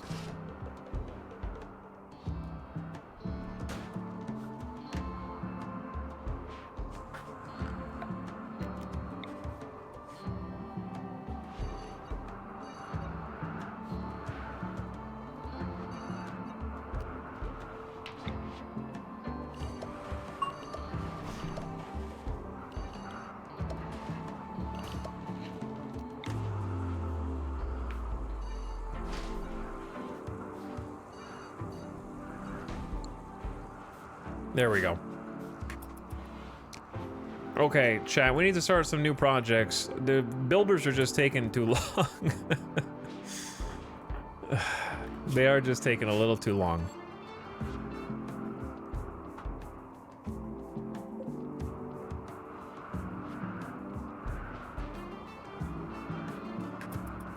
They're wasting time. They could be working on other things. The days are passing us by. We have so many projects.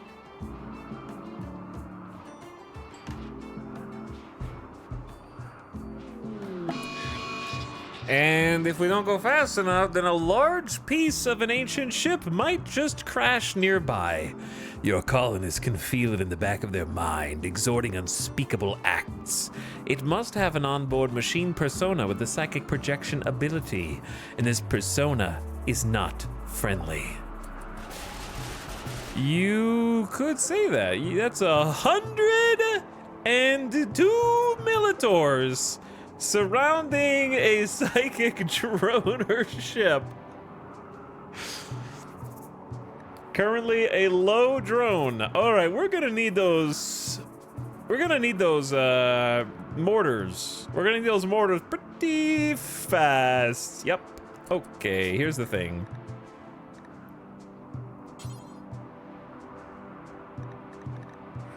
Just in case we need to fight, you guys need to be kitted.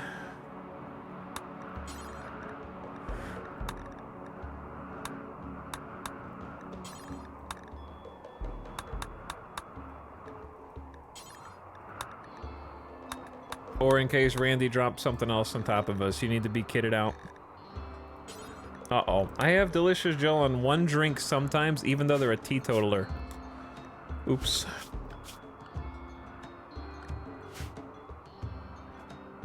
That's so funny. Militors are small combat mechanoids armed with a low-power mini shotgun, roughly 4 feet tall. Militors lack the power, range, and toughness of more senior combat mechs. However, it's cheap to gestate and maintain and is often used as a rear guard or swarm attacker. That is a swarm. In war, mech armies are known to send militors into urban ruins to hunt down survivors after breaking human defenses. For this reason, they're considered by some to be the most cruel of all mechanoid patterns. So right now we got a small drone, so I need Dragobot to probably just take the L-Techs off, because that's just going to make things worse.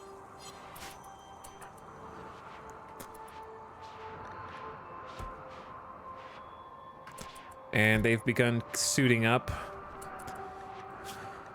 Rocking the Masterwork Recon helmet.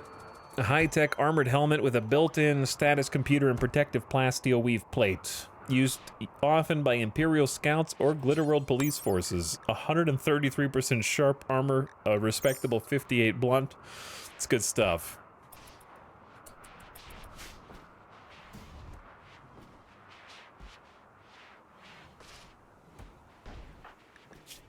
And they got the legendary flak and the legendary flak pants.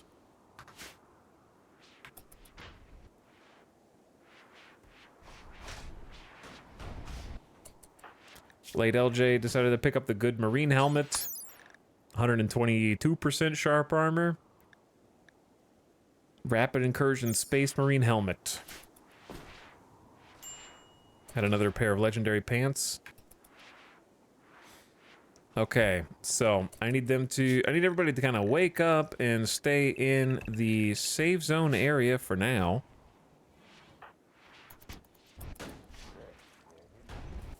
Why is late LJ puking? Oh no, because they're pregnant. Morning sickness. Umbra Moon and late LJ are both in their first trimester. We're gonna have babies.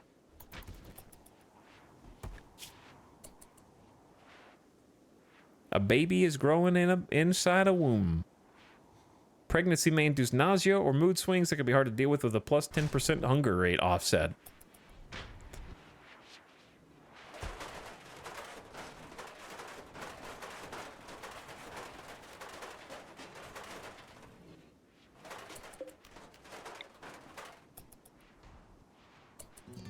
Okay, so here's what we gotta do.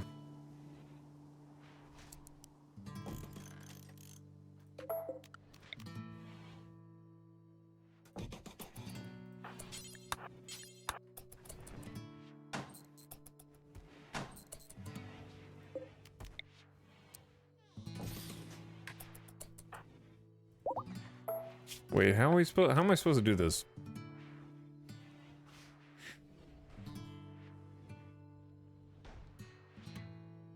Yeah, obviously this is messed up.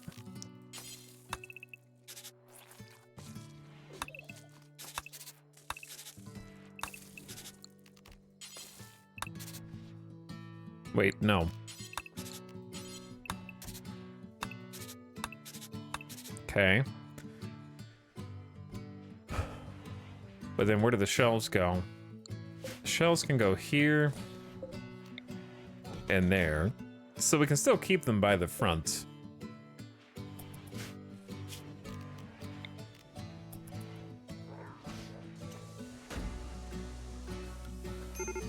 We're gonna have to get to work because I imagine the break risks are gonna start amping up a little bit. Small alcohol tolerance. What if I said, I just need you to drink a little beer? Don't worry, they're not gonna get addicted, chat. Impossible. Concentration. Why don't you go ahead and have a little drink also? That's what they're here for. To make us feel better, I think.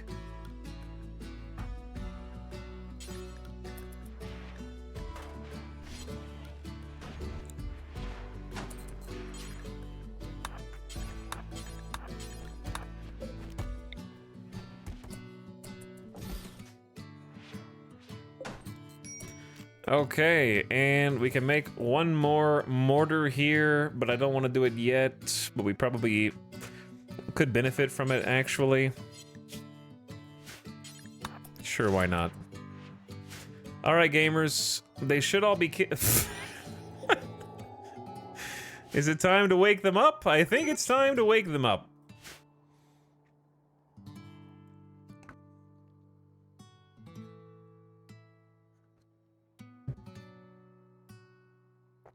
You know what we have to do first, though, right?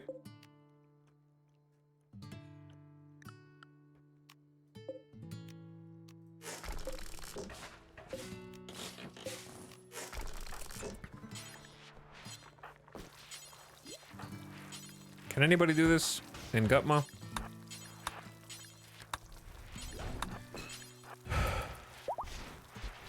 Uninstall these shards. And now it's time to try and draw some animals. Which of you has the lowest sensitivity? I know we have 50%. Do we have anything lower than 50? Giso is super sensitive. No, I don't think we have anything lower. All right, Concentration is an expert at failing this one, so I'm going to have you be the invoker. Create a psychic pulse which will draw a distant herd of animals to the local area. Yes. Yes, Concentration, this is what you're good at. Go get the bioferrite and prepare. The ritual has begun.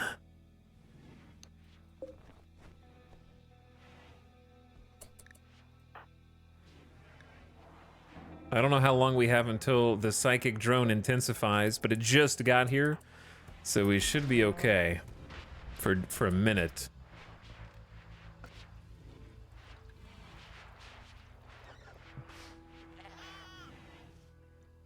I wonder with the draw animal cheesing, will Tynan nerf it? I don't know. I would say it's only helped 1 in every 2 or 3 times, to be honest. Because you can't guarantee what side the animals will kind of come in from.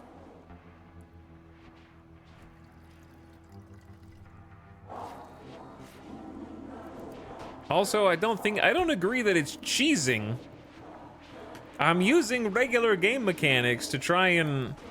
I know what the risks are. They tell me that the risks of failing are manhunters, and I know that manhunters and mechs are not friends. So I'm using bioferrite resources on a big cooldown. Here's the other question is, what else has draw animals been good for? This is like its best use case. I would suggest that there are plenty of abilities on Anomaly that are far more powerful than draw animals on purpose for manhunters.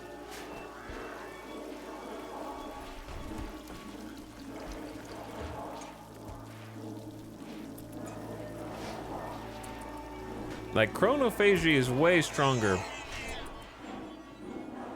than a lot of these.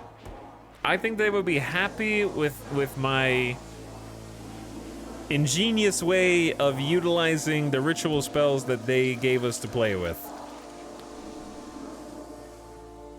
All right, we have another mortar. So since that's about to pass, we need to go bam, bam.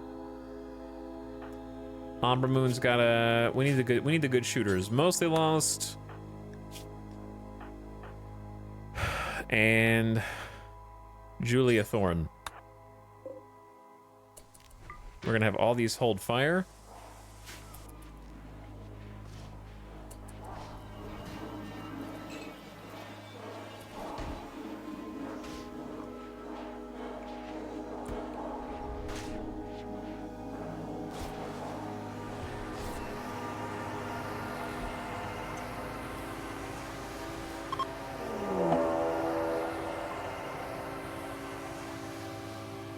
John Centration has completed the Draw Animals ritual, but something has gone terribly wrong.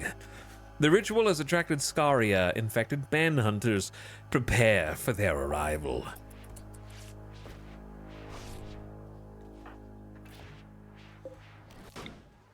Task failed successfully.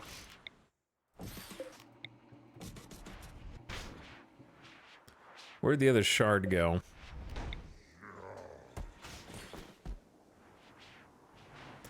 All right, we're ready. I say we go ahead and launch a barrage. I just need to check that they don't have EMPs. All right, relax, buddy.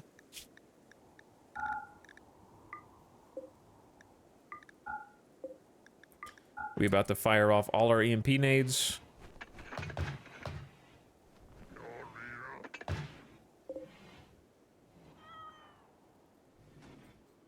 We need like one to have EMPs. But I need to wake them up first because the bugs, they won't even know that there's Militors here if they're dormant, I'm pretty sure. Alright, so you hold fire, and then you guys aim for center mass. Go ahead and wake them up.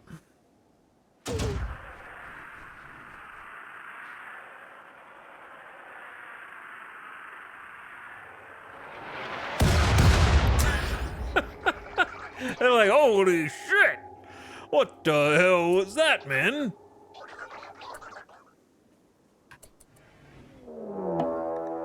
A pack of man-hunting polar bears have entered the area.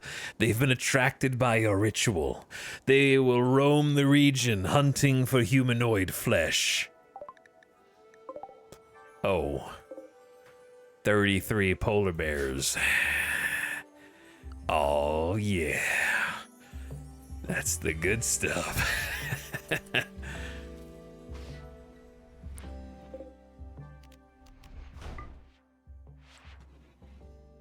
The question is, where are they gonna go? They're gonna go, like, up.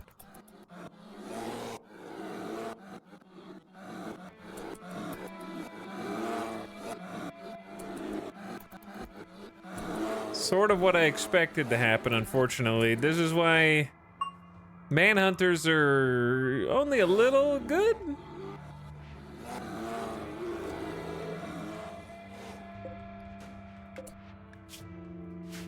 All right, we probably at this point just try and take out this thing. And just aim center mass again and try and blow up the droner. And then they'll probably attack. But while you guys are doing that, what if we put...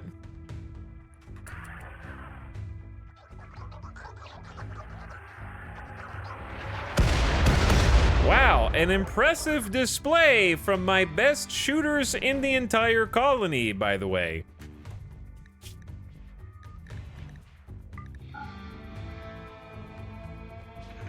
You guys have 15 shots, 8 shots, 18 shots, and 14 shots, and we have 5 reinforced barrels left over.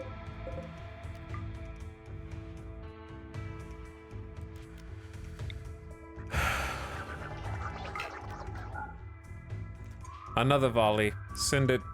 This is what the mortars are here for. I mean, that looks spooky. 2 hits. Fester has become overwhelmed with horrible visions, rambling about things only he can see. He'll snap out in a few hours due to an unsettling conversation. You are the unsettling conversation. What do you mean? There's only 68 Militors left. Thank you, Cucumber, for cleaning the area around here.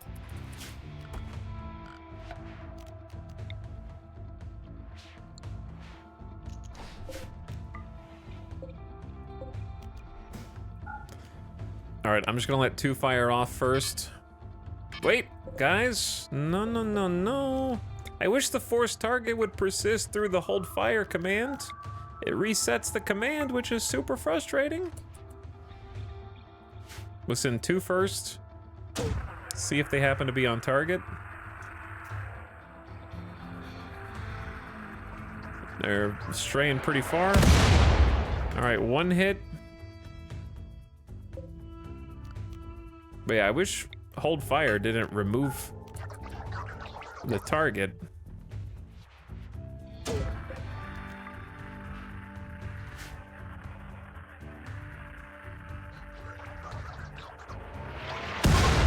There we go. The psychic drone has been destroyed.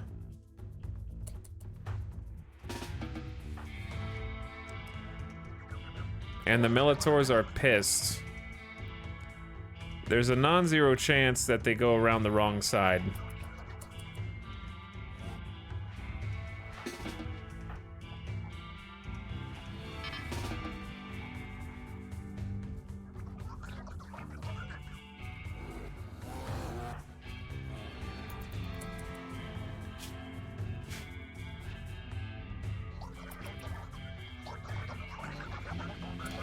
They do be making noises. Where are you guys gonna go? Oh my god, it's perfect.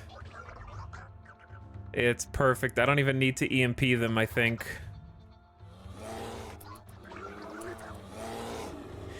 Yes, the battle of the century.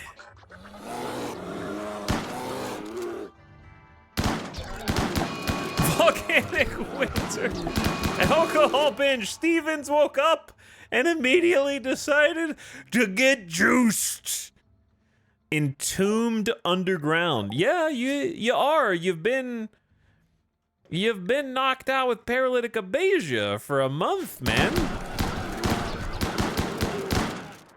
Okay, it might not have been a bad idea to do 1 EMP just so that we didn't get greedy, but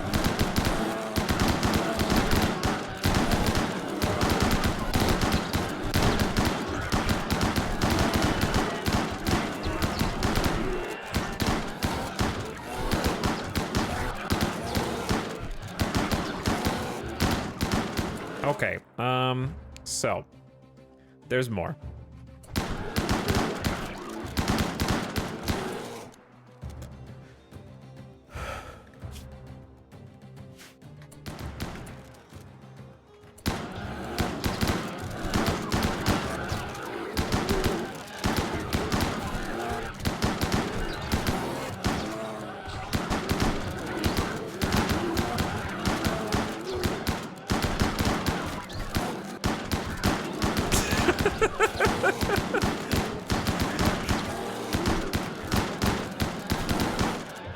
Okay, all right, okay. Let's get everybody together.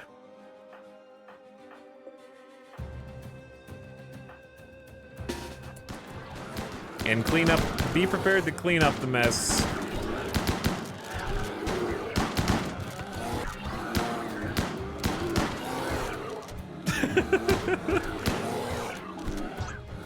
Well, the Bears won.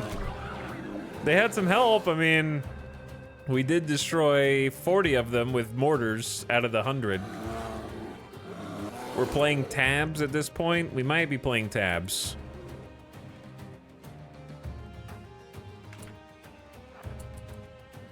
Chat, can we handle this many bears? Probably, right? I mean, they're pretty wounded.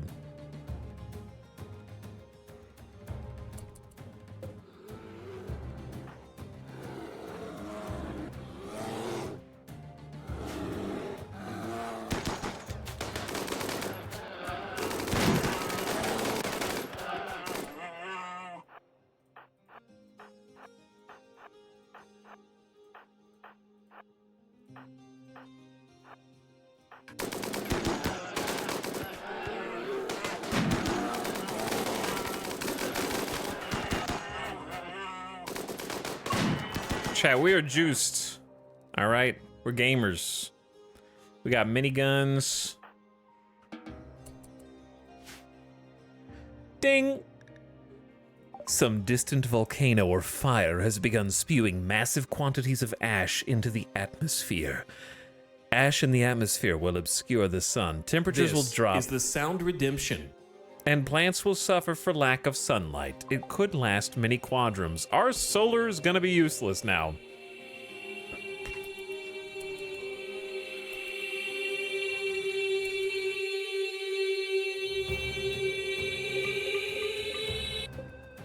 Oh, we almost blew up this advanced component.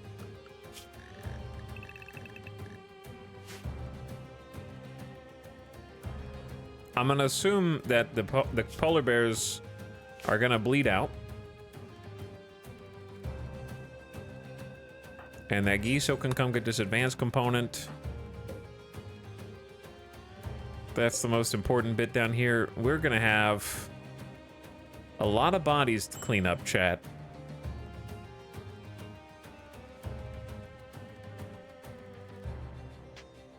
El Dorito, thank you for 63 months of sub. Thank you for the sub. Welcome back. That's a lot of sub. Bucky is also pumping it for a year and a half. What up, Bucky? Thanks, Leafy Pew, for over 3 years. Hey, guys. Good evening. Even with the Scaria, that's a lot of meat. I mean, there'll be a few bears. Yeah, there'll be a few. Not a lot, but a couple. These ones are still unconscious. That one's dead.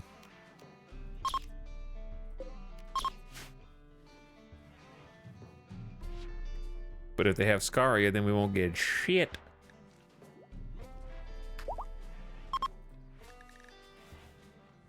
Stevens, are you getting... Dude, Stevens, you just joined the colony, man. You're stealing from us. We're taking you to jail. We just took care of you with paralytic abasia, and now we're taking you to jail. Okay?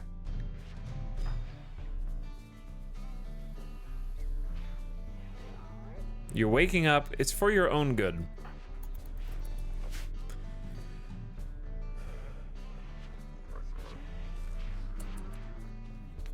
So having a 4th mortar is really nice.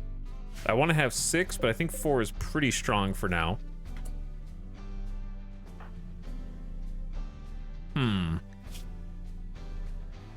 Where did your leg go, Giso?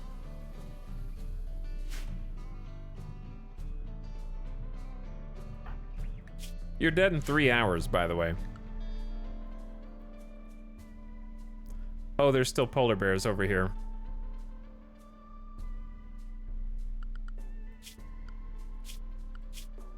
Well, they're freaking camouflaged.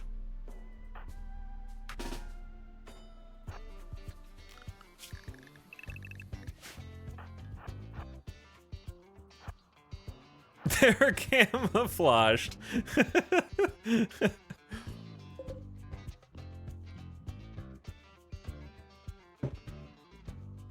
We were standing over here. Where were they, dude?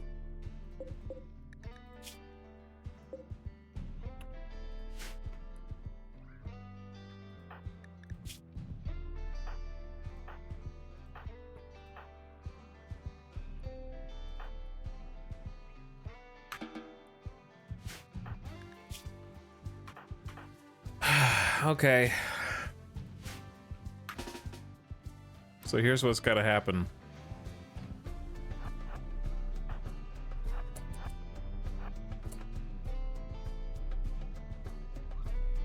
This is the only thing that can happen.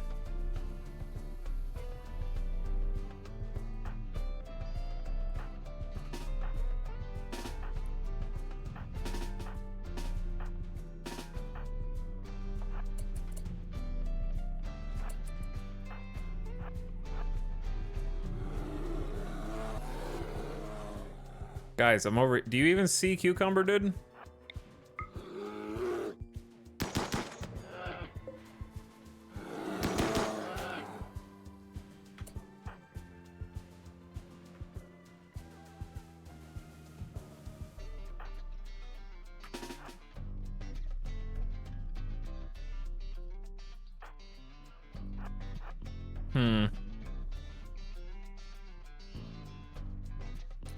Chat. You know?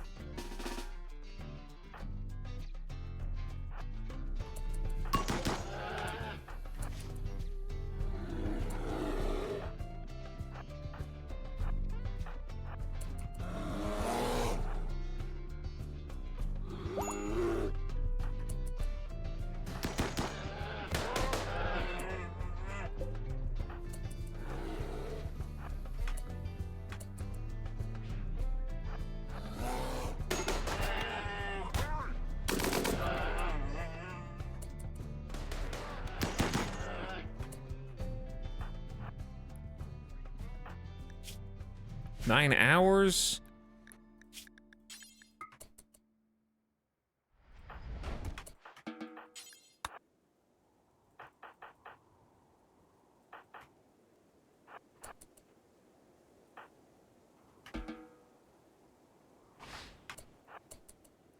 All right, I don't know if Giso's gonna make a chat, but here and here we go.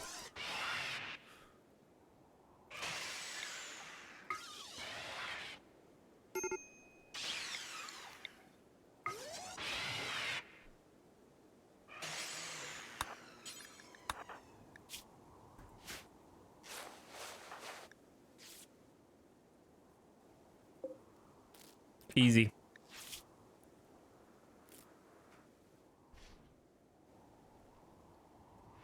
All right, are there any other polar bears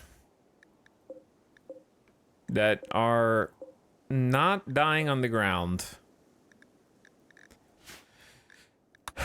I wasn't even worried, dude. I wasn't even worried. Jetpacks continued to be one of the most valuable items in the game and a royalty-only addition to the game. Hey, it's easy, dude. Okay, now somebody else come get this stuff.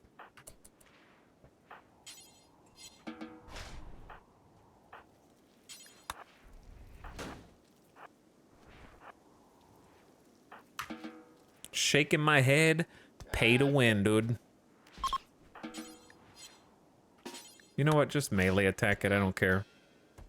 Where these components come from, though? Did I buy those?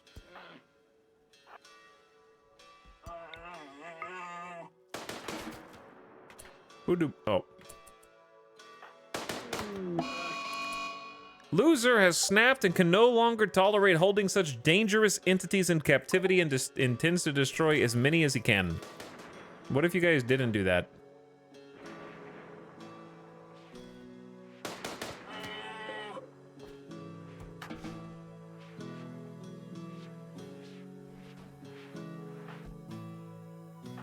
What if you guys acknowledge that we beat the mechs? Don't kill the Gore Hulk. Okay, well, now we need another Gore Hulk, I guess.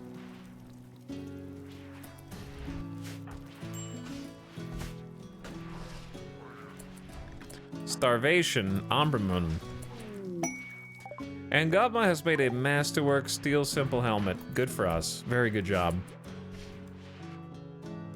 It's just a Revenant. Well, that just a Revenant kind of looks like Sonic. That's weird. Isn't it, Carrot?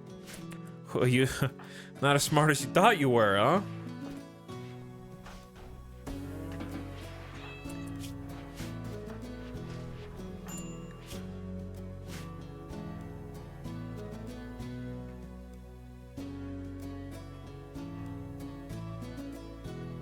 Okay, I need the stuff.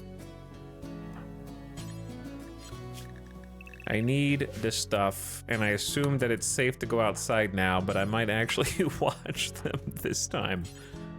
Why do you make me take 5 drips just because you get downed? Who has heat stroke? The Kimfield Gins are hot.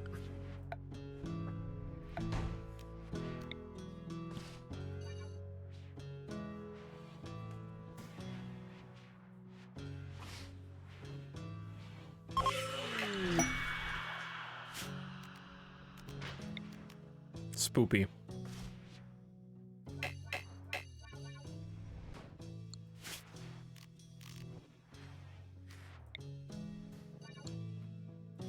I don't really want, like, I don't know. I don't really want the roof to be in there. I guess I could create, like, a cooler. That would make me feel happier, but the Revenant is dead. That it is. That it is. Can somebody, like, make it not dead?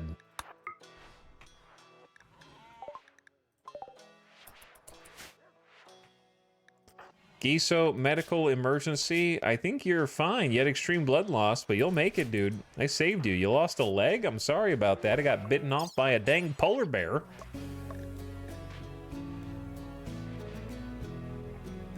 I can fix it. I just need some time.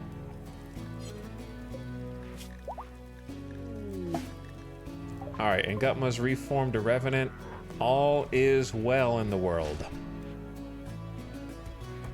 Honestly, never see anyone use Chemfield gens. Cool to see them get value. I think Twisted Meat gives them value for sure. Granted, we're out of Twisted Meat again.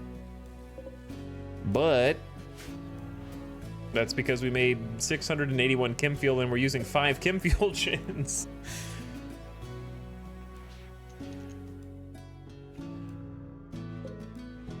I don't know why I forbade sowing of heal root here. Let's grow. I mean, we have 81, which isn't like the most, but it's pretty good.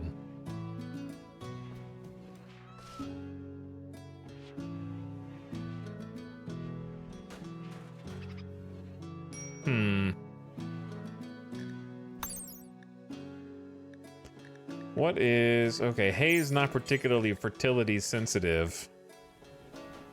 I might just grow some corn down there. We need some organics that we can use both for food, for the animals, and for fuel. Corn will be pretty low maintenance and get the fertility bonuses.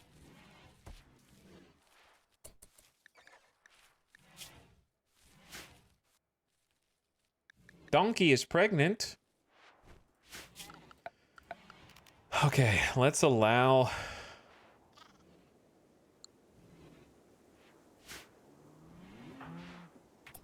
Well, I might just do this.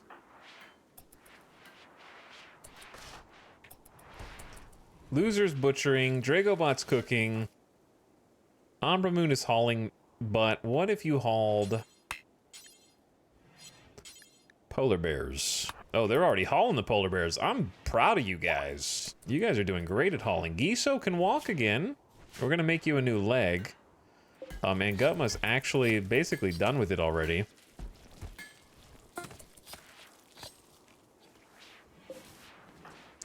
So let's fix your left leg.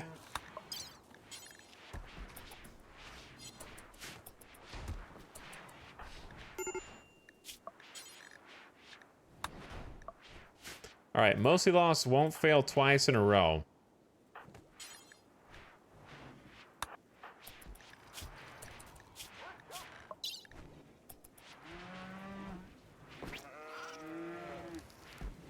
There's no way.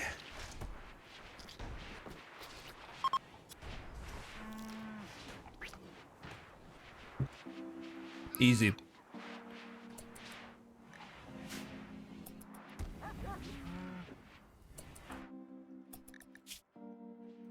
No problem.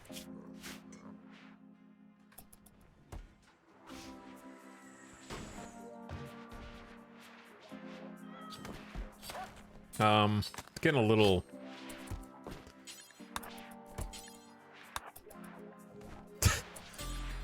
Getting a little silly in here, dude.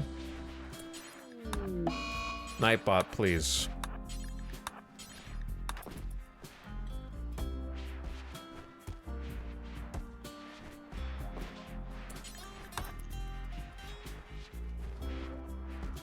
There you go. There you go. That is a decent amount of polar bear meat. Like, almost 600, and we haven't even finished. Nightbot is hungry and therefore going to pig out on food. Do it. Do it. Oh, we made an excellent wooden crib by late LJ. Untitled. This furniture is engraved with a portrayal of a settlement. The scene takes place on the outskirts of a township. The vertical structure of the image almost conflicts with its erotic style. Oh. Okay.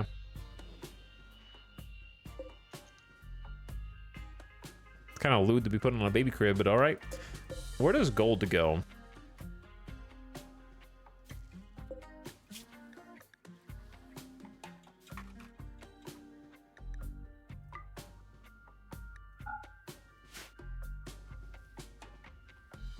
I feel like maybe just putting a new shelf in here.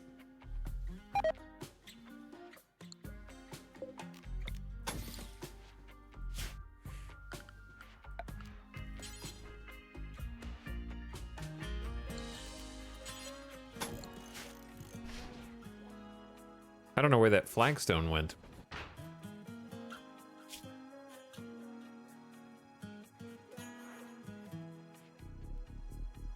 Is that the same crib? I mean, it might be. Either way. I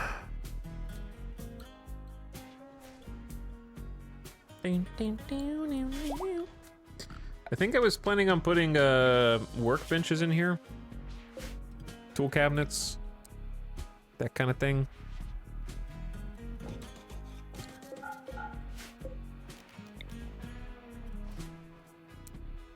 So makes this a little awkward.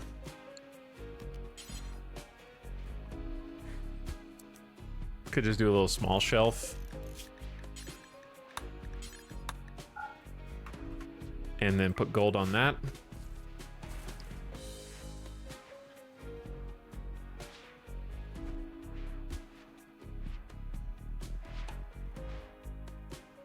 Isn't that the research bonus thingy spot? This is not a research table. This is a fabrication bench, you silly goose. This is the research table. And that is where I am going to be putting a bookshelf.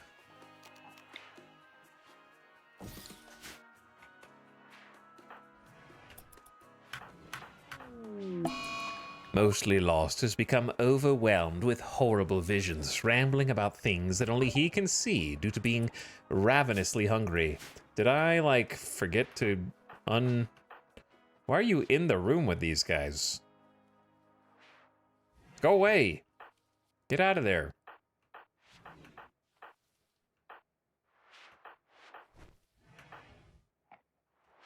Okay, we need to fix this place up for sure. We did get them an excellent dresser.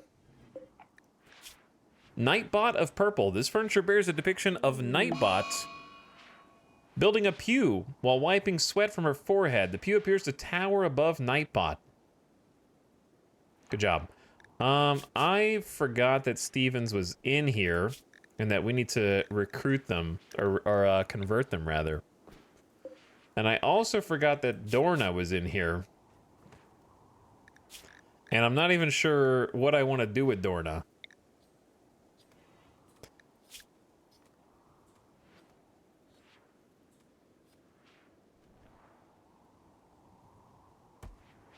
Like, I guess melee and mining is okay. They're Neanderthal, which means they're a little slow running, but they have incredible melee damage, incredible tankiness, don't feel pain, but are kind of slow to learn, but otherwise okay.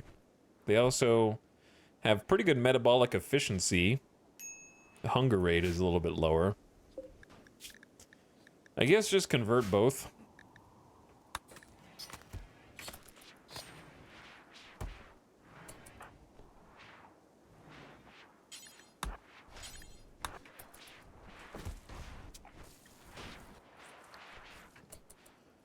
Okay, gamers. Are you guys finally gonna be finished up here? Yeah, the last of the IEDs, at least the current set. Got some defenses on the corners. Now we can start working on internal affairs over here.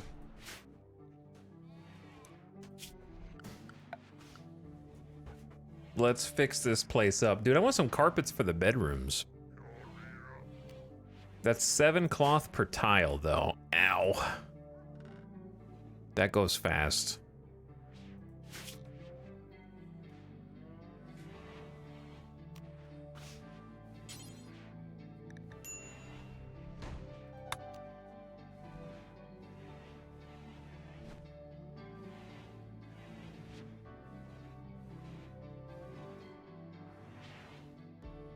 I don't know if I love marble pews on marble floors.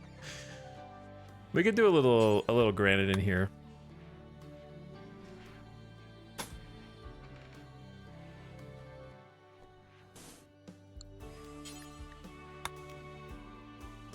The fine granite tile just kind of looks like a kitchen floor, though.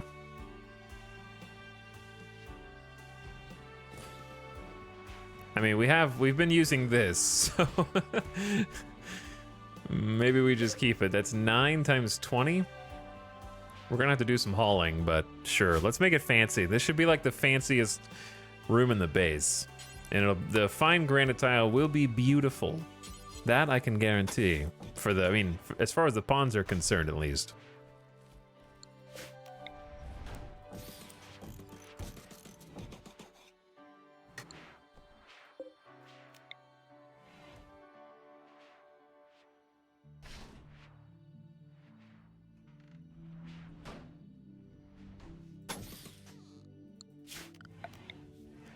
The issue with this room is I'm pretty sure that we were planning on having like multiple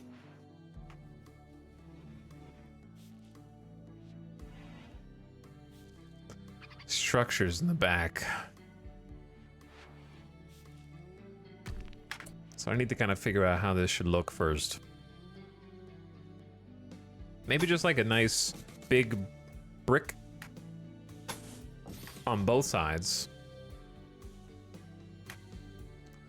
Possibly even all the way up, and then we can just kind of turn it into... Wait, that's gonna end up as an upside down cross. Are we that kind of ritual chamber? Maybe. Maybe we are. I don't know.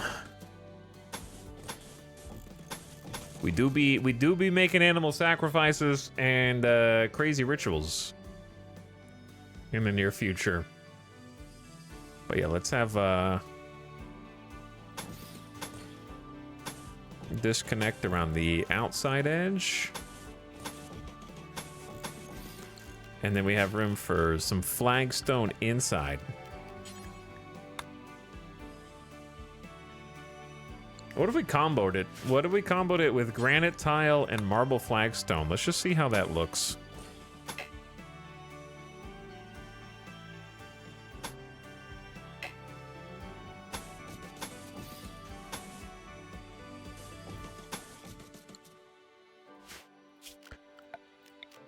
Okay, they got a plan. They know what to do. Nightbot has collapsed due to extreme exhaustion, and that's the only thing that has stopped them from pigging out on food.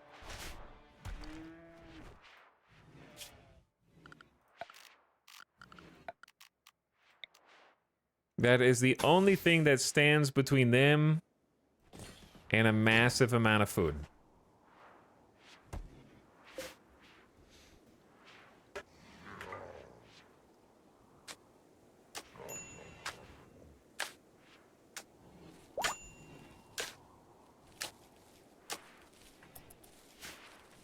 Okay, see, here comes some cotton plant now.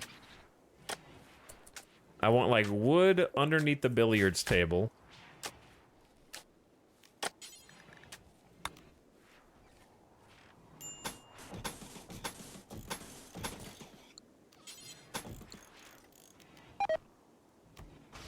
Little wood accent on the side, too. Why not?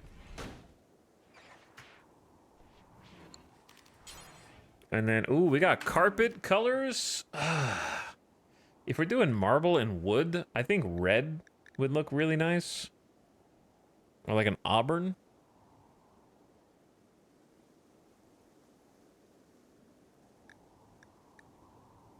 Or a burgundy. Blue would also look good.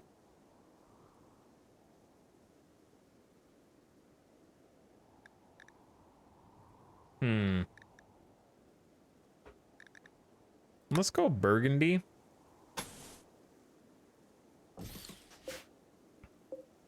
Okay. And then we can do like a marble tile all the way up there to kind of divide the room.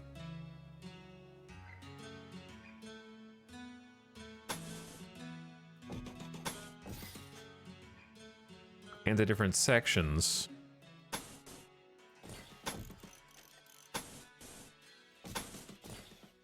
I don't know, that might be too much tile. We'll see. This might just be too many textures. But let's get it rolling. Been wanting to do this for a long time. And we're finally getting around to it. Also, you guys are good to change back into your regular clothes. God, I love having an armory.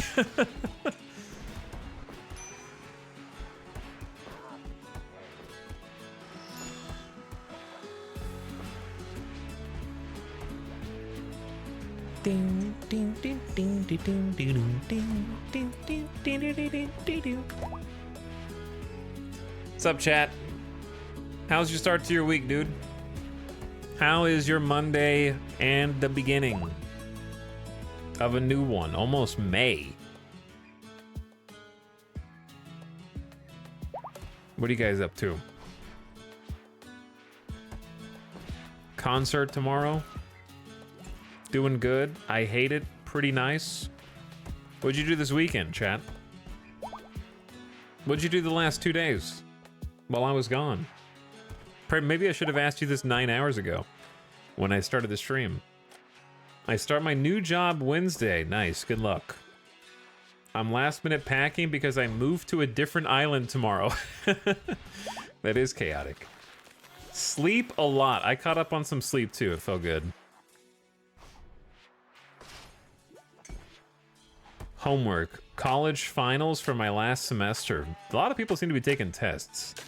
I finished my final project, played RimWorld, playing some games. I watched RimWorld streams. I waited for you to come back. I sat there staring at the offline screen. Worked on an essay, now class is done and I get to chill. I start a new job Monday and moving this week. New job gamers in chat? Lots of new job gamers and homework gamers. Worked on an essay, now class is done, I get to chill. You're welcome, chat. I let you guys all work on homework over the weekend instead of doing more RimWorld streams. A lot of people seem to be moving. I'm moving from Cali to Chicago in 6 days.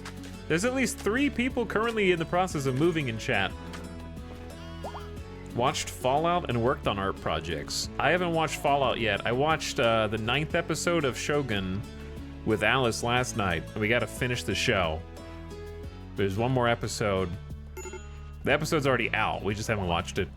And I gotta say, the 9th episode is probably one of the best episodes of TV that I've ever seen. Definitely one of the best shows all time. Might be my favorite show all time, actually. I don't know. It's up there now in the same category for me as The Leftovers. And I don't know. What are my top shows? I would say The Leftovers is still #1 all-time favorite. But Shogun... But that's only because that there's multiple seasons. Like...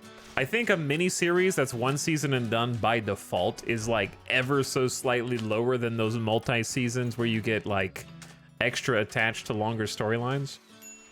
My boyfriend watched the first episode of Shogun without me and I'm pissed. Well, now he gets to watch it twice, or you get to find a new boyfriend. So those are the 2 options, I think.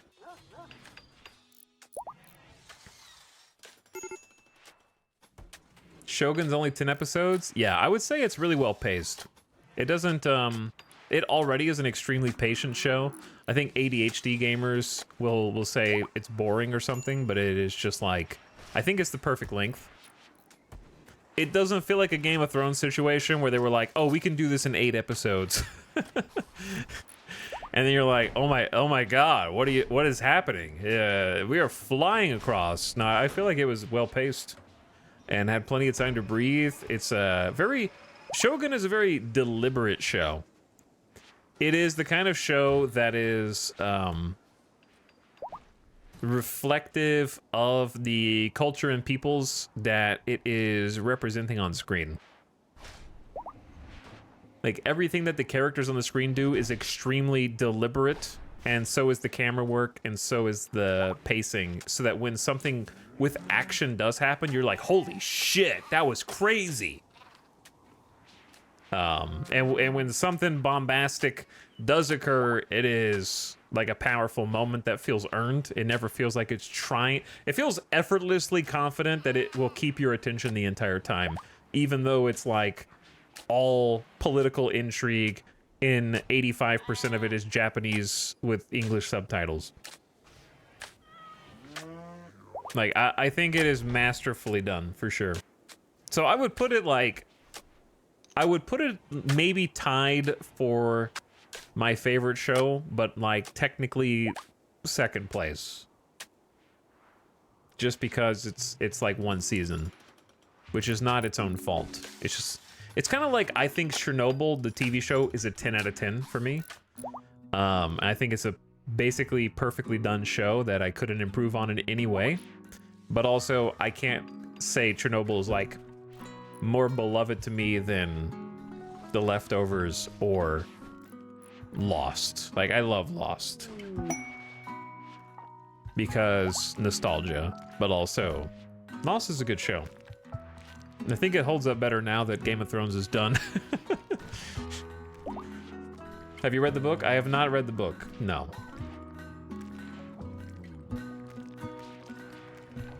Have not read the book.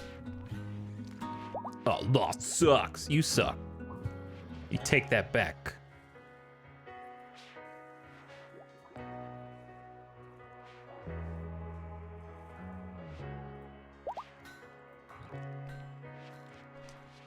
All right, Dapper Banjo, what's your favorite show?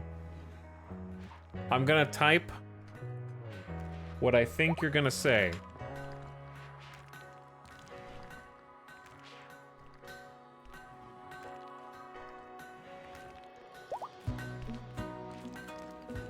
All right, what's your favorite show?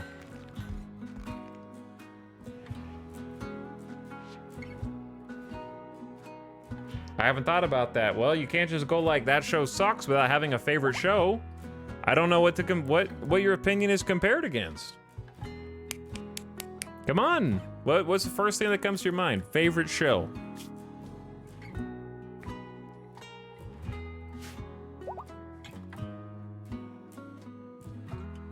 House. Like all of it?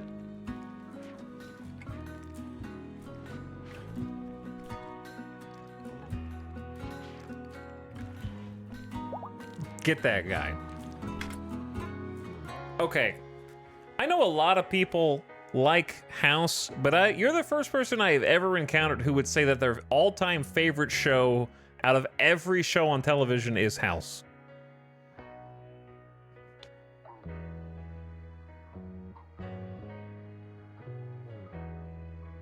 The earlier seasons were great. No. You don't understand, okay? You can't just be like, well, Lost sucks, to which I would say, why do you think it sucks? And then you go, respond, please. Why do you think Lost sucks? I'm waiting.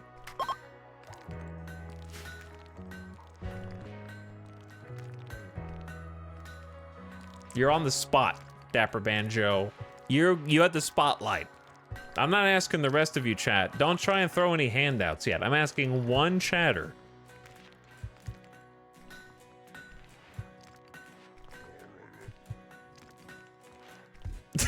They closed the tab. They closed the tab. Chatter has never been interacted with directly before. Stare. Stare. Okay, I think you got me. I was going to say the later seasons derails and loses the plot, but then you're going to use that against me to say that it's the same for House. We have a winner. Self-aware chatter. Self-aware chatter. I rest my case. But anyways, the Lost ending is beautiful, and I love it. So there.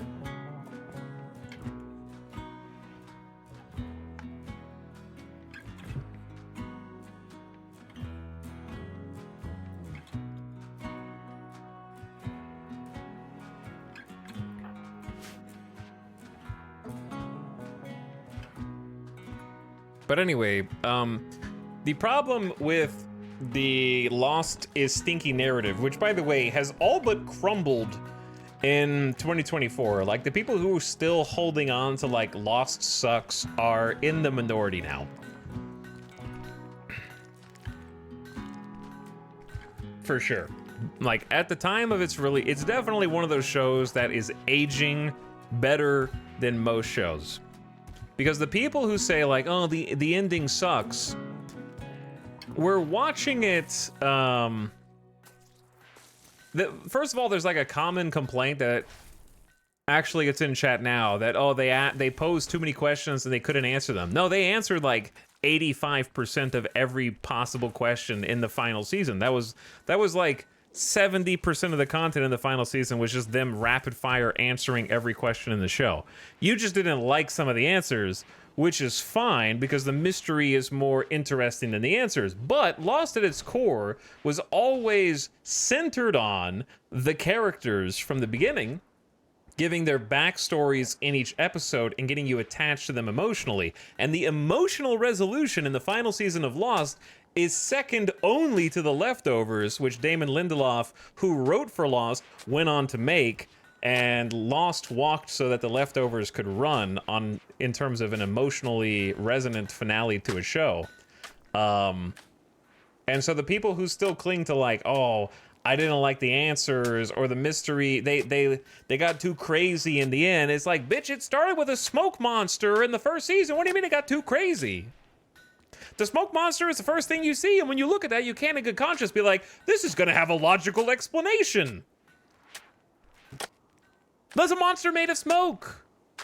Where did you think it was gonna go? It's not like they lied to you. It was batshit insane from the beginning, and some of the answers are batshit insane, but the actual fulfilling part of Lost and its ending is that all of the characters have an emotionally resonant and fulfilling conclusion to their story. You're just unhappy because the island is made up sci-fi voodoo shit, okay? Which it was from the start.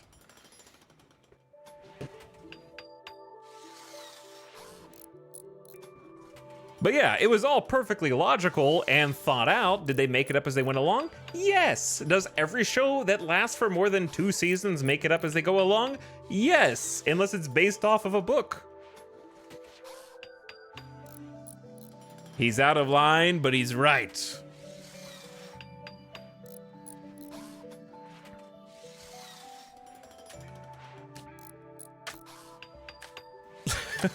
Alex, I'm glad you like Lost. I did not. That's okay. It's, you know, I'm used to chat being wrong about most things.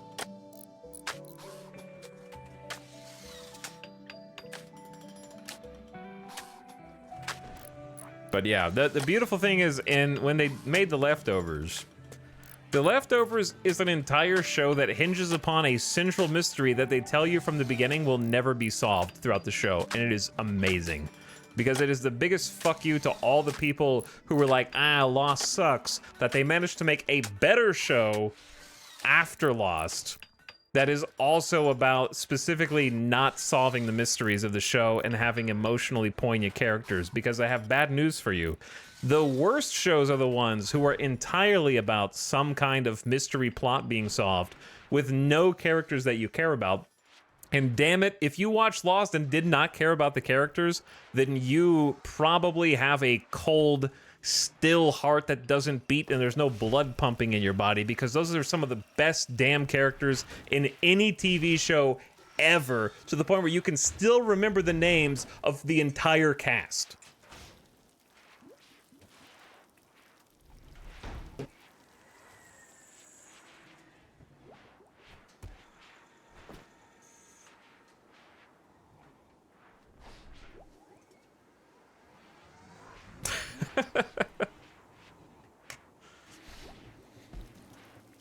There you go. That's my lost ramp.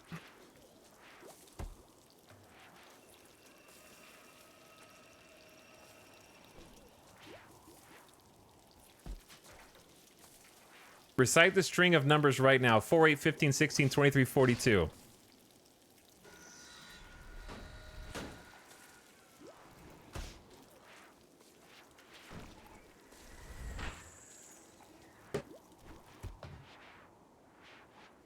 I hope that is not real for your sake. It's very real. Those are the numbers.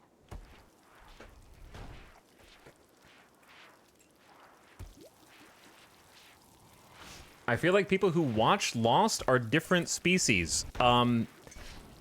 It was the most popular show on TV for many years. Millions of people watched Lost. What does that mean? Now I'm gonna go watch Lost all the way through. You should. It'd be good to binge. It'd be a really good binge show.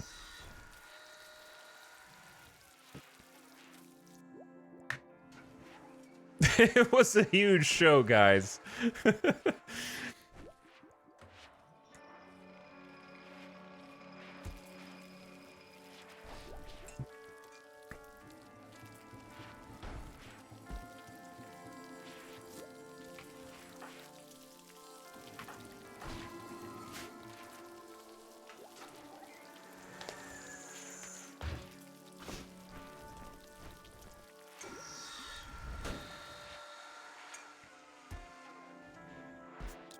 If Lost was so good, why didn't they make Found? Asking the real questions here.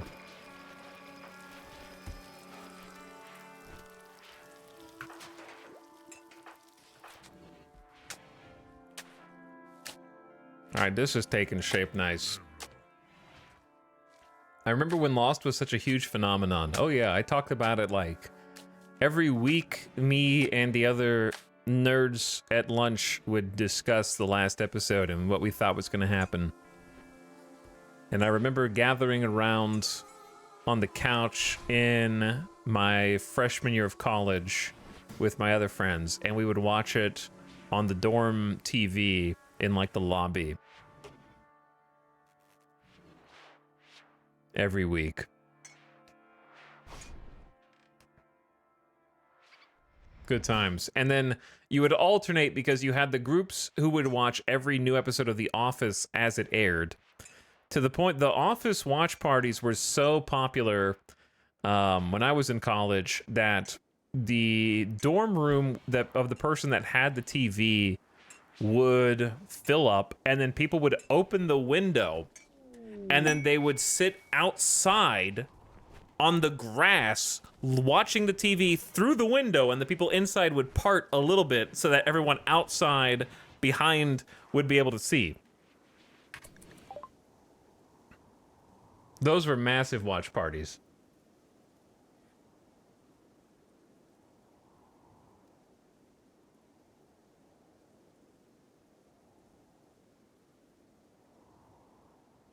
We played Halo 2 24/7. Yeah, sure, we did too, but we also watched TV.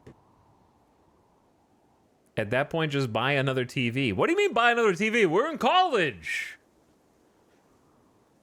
You know, hey, just take out another student loan, man. Come on. What are you doing? A group of yaks are joining the colony. Rip yaks. Rip the yaks. All right, let's unforbid all this stuff. 105 items.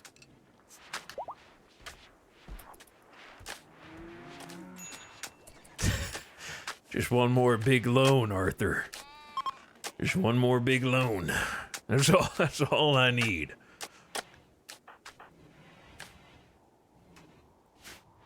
But anyway, I actually had a TV but just because you had a TV doesn't mean you had cable. So I had a TV for playing Halo 2 and Xbox games. And I provided that for my dorm. But we didn't have cable, so we had to watch on the lobby TV because the lobby had cable.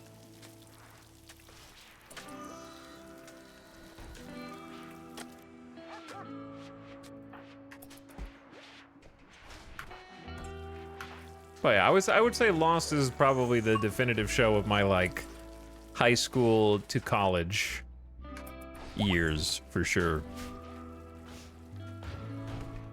And I would pit Lost against Game of Thrones literally any day of the week. It'd be no contest. Game of Thrones doesn't even stand up. Like no one will ever watch Game of Thrones again on purpose unless they're intentionally cruel. Because I've seen some people who are like, I started my partner watching Game of Thrones, and don't worry, I'm just gonna turn it off before it gets to the bad seasons. It's like, what? You monster! You are a monster! Why would you do that? Don't let them watch up until it starts being bad and then rip it away from them. That's not a satisfying arc. Nothing happens in that amount of time that would be worth watching.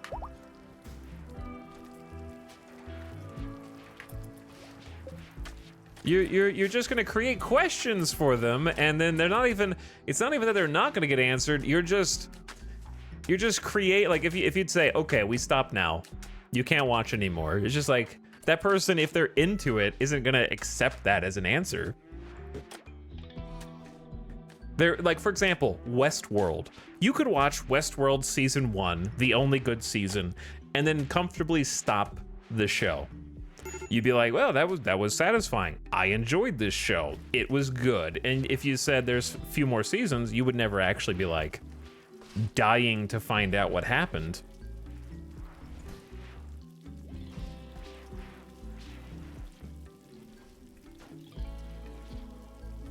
But in Game of Thrones, it is like predicated on you watching the entire thing, and to the point where watching the earlier seasons is actually pointless.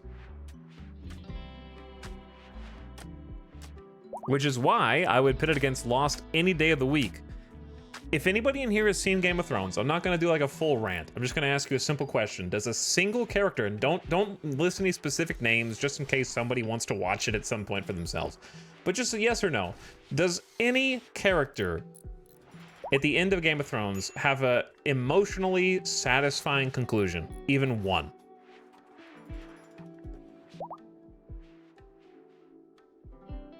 Do any arcs, does even one arc end satisfyingly in the final like 2 seasons of Game of Thrones?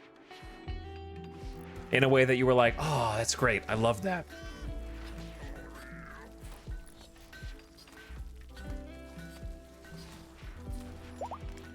Chat, can we count the people in chat who I said don't name any names? You're all gonna get timed out. You guys don't fucking listen, dude. Okay, I just said yes or no. That was the, this is why, okay, because the people who named names are the dumbasses who would have liked Game of Thrones because they're not even half paying attention. So if they're not even watching, they're not half paying attention, they're like, I don't know, it was kind of okay, I guess. It was okay. It wasn't that bad. Like you just outed yourself.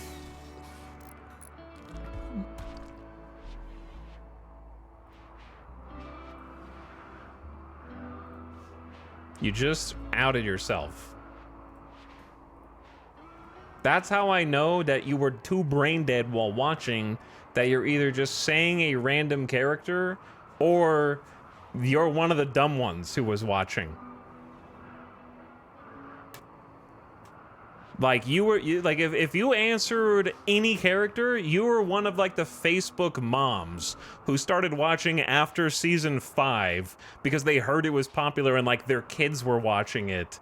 And you were just like, yeah, I guess I'll tune in too. And you were just doing other shit while it was on the TV in the other room, or you were like some other people that I know in real life. I know real life people who are like in their 60s who would sleep and snore loudly for 50% of the episode and just watch the recap on the next episode to continue the series. Okay, I know actual people who did that. And that was how they kept up. And they were like, yeah, it was okay. It was decent.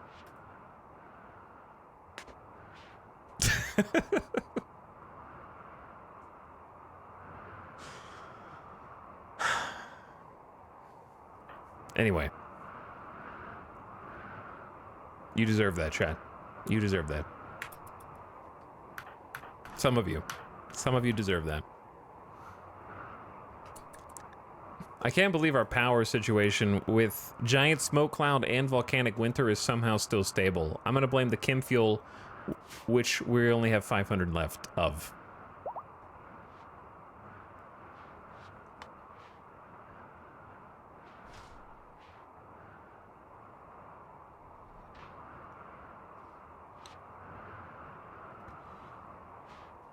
I refuse to believe the books will ever be finished. They won't be, no. The next book will be. You'll get Winds of Winter for sure. Like, that's guaranteed. But you won't get A Dream of Spring.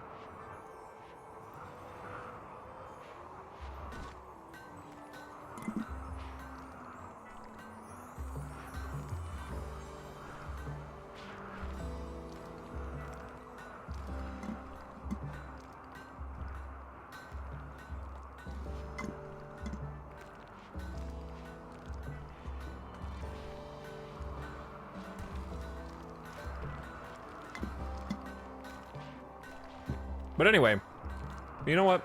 George can do whatever he wants.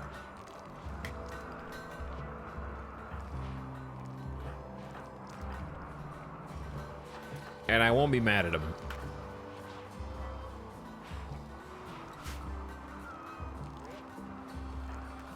He can do whatever he wants to do.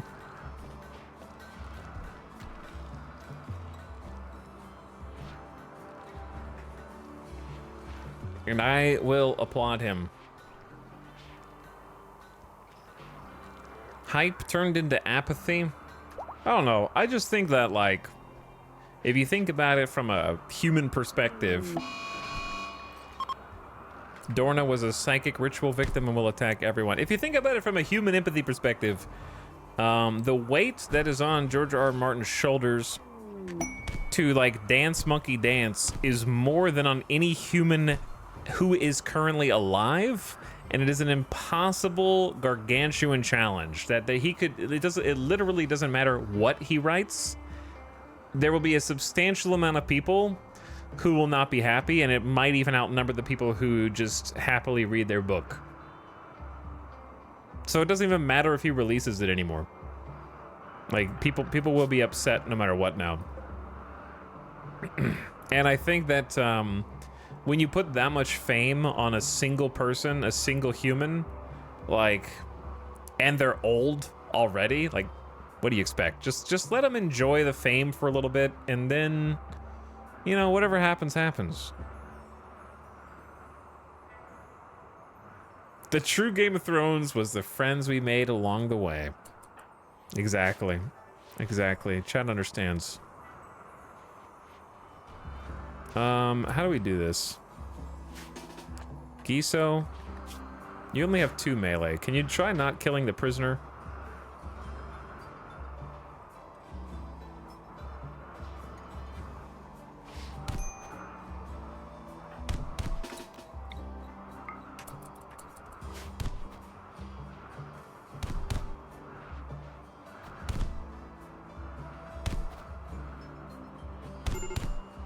But anyway, everyone should just direct their anger. If you're angry at George R. R. Martin, stop being angry at George R. R. Martin. Be angry at the people who ruined the best TV show I've ever watched.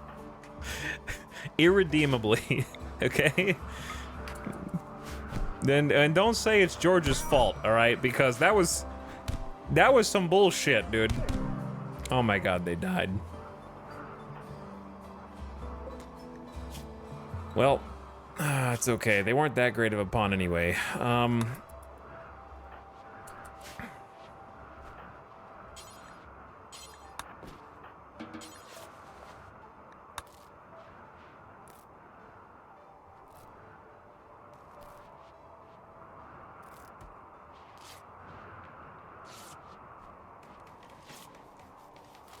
We know that they were capable of writing a satisfying season of television, but they chose not to. We already know. Because they already had written a bunch of stuff that wasn't in the books that was good. And were given the chance to have as many episodes as they wanted because HBO wanted the cash cow. How do I get this body out of here? So that the door shuts. There we go.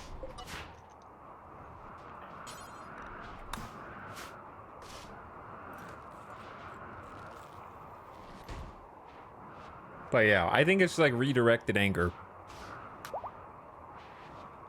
I think you should be angry at the people who have hurt you, not the people who haven't finished catering to you.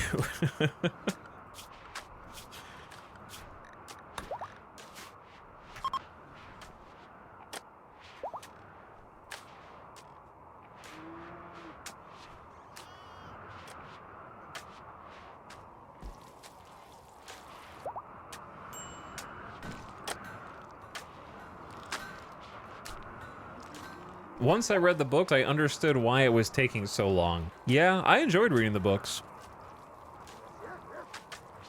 I enjoyed it quite a bit, even the quote-unquote not as good ones. George R. R. Martin trying to escape his Fortnite streaming past.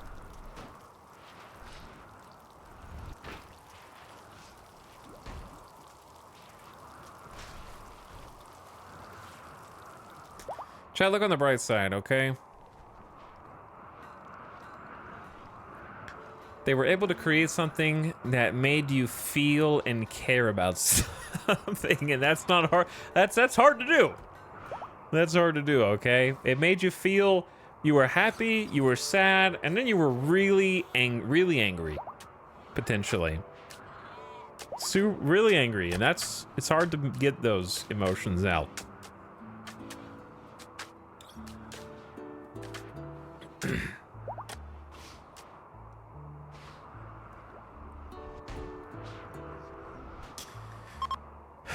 Rest in peace, potential colonist Dorna, who has gone berserk and will attack anyone they see, but then they got attacked. It's very sad. Oh yeah, this is looking clean, dude.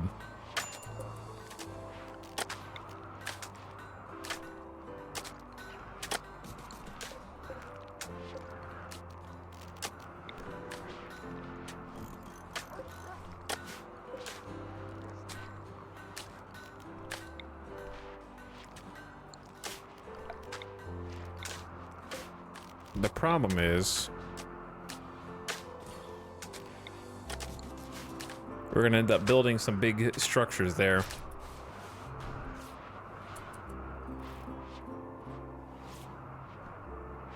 I can here like if there's a release date on Winds of Winter, I will instantly start my reread of A Song of Ice and Fire. Like instantly. For sure.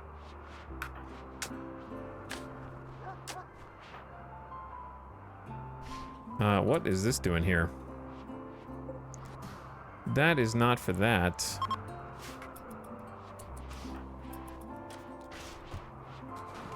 What are you making? Are you making medicine? Oh, we're making like up to 40 meds? Okay. Seems good. Loser's cooking and Gutma is hauling to our secret shelf in here. I don't know why. That's not for steel. I don't know what this was going to be for. We put the money in here. The problem is we need another orbital thingy. Hey, it's Alex. Hey, chat. Back after some recording. How's the colony going? Seems like it's going pretty good. We're getting like the... They've got their... What do you call these? Randomium creations that they've been so desperate for in their ideogram. We got like a proper church set up for them. So that's going quite nice. We just finished a couple of... That's a normal marble pew? We could do better than that. Deconstruct that one. At least good, if not excellent. Like, I know these are for uranium, but that was... We have too much space. I think one of them was for gold. That's what it was. Oh, wait, no, we have gold in here. The only other spots... We have medicine that needs to go somewhere. And then some clothes for children. Which could honestly just set up...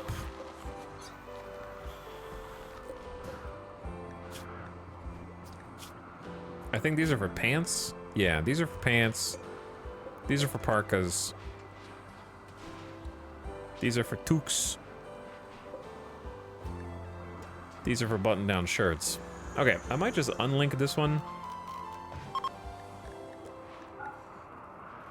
And make this for kid clothes, because we're about to have some children. 2 kids in the colony.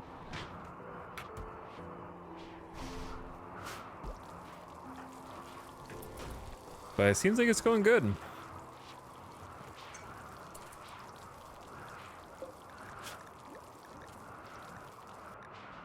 What did Ngutma end up making? Oh yeah, we have a Masterwork assault rifle, which I think was Giso's. But Giso has been incapacitated.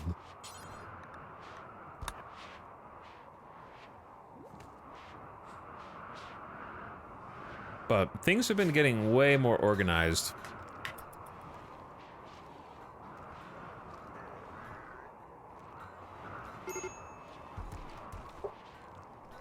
But anyway, welcome back, Avik.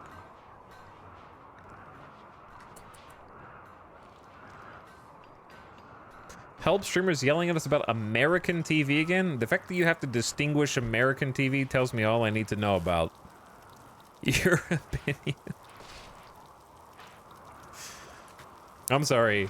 There's really like what do you make over in Europe? The news? Okay. Like there's other TVs.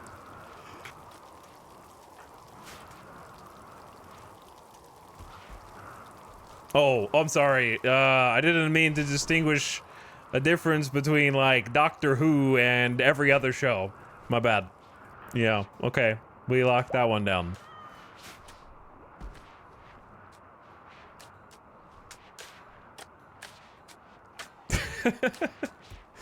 Why is Alex talking about Lost? Because it's one of the greatest TV shows that's ever been made, Avik, and some people in chat disagree. And they think it's bad, and I explained to them why they were wrong. And they just can't handle that.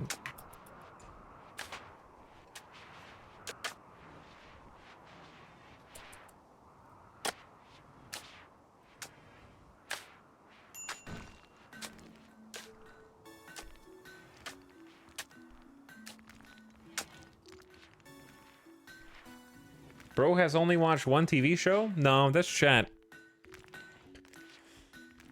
Chat, what's your favorite TV show of all time?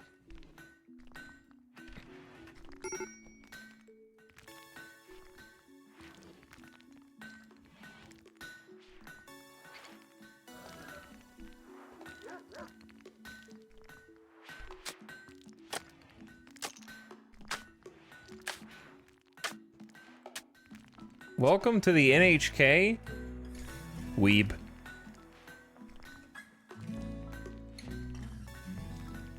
Italic's RimWorld, suck up. Raised by wolves.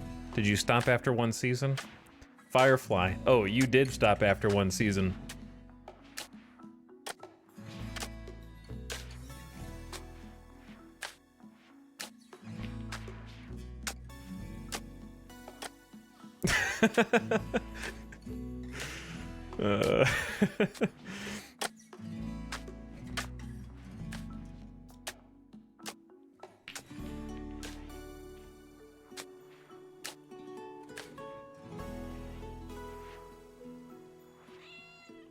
Anyways, this is what I wrote my prediction. This is what I wrote my prediction for chat. Breaking Bad / Better Call Saul was my chat prediction because it's predictable. I'd say it was probably the most responded.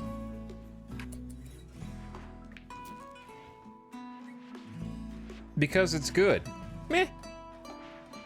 Meh. Yeah.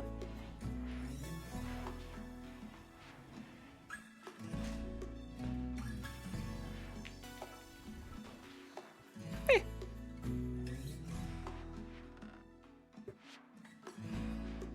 You know how I know Breaking Bad is not the best show of all time? Because every Better Call Saul fan will tell you, yeah, I like Breaking Bad, but Better Call Saul, that's the real one.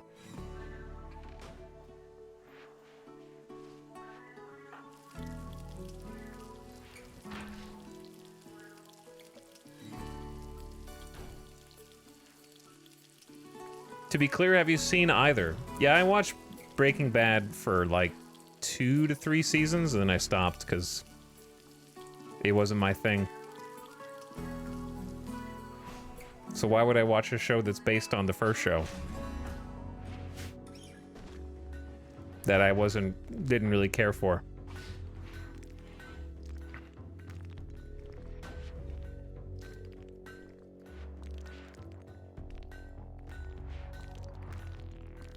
Breaking Bad was pretty slow at times. It's not about being slow.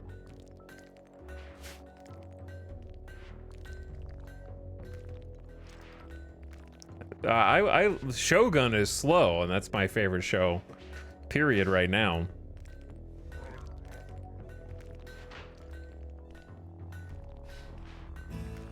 Did you ever watch Heroes? I did, yeah, sadly. It had really good moments.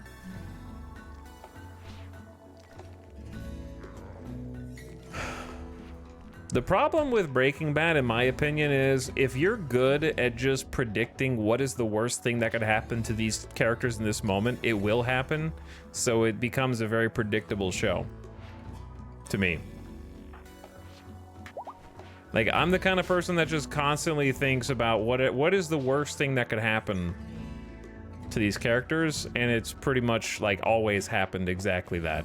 Like, what is the worst possible thing in this circumstance that could happen, and then that thing happens.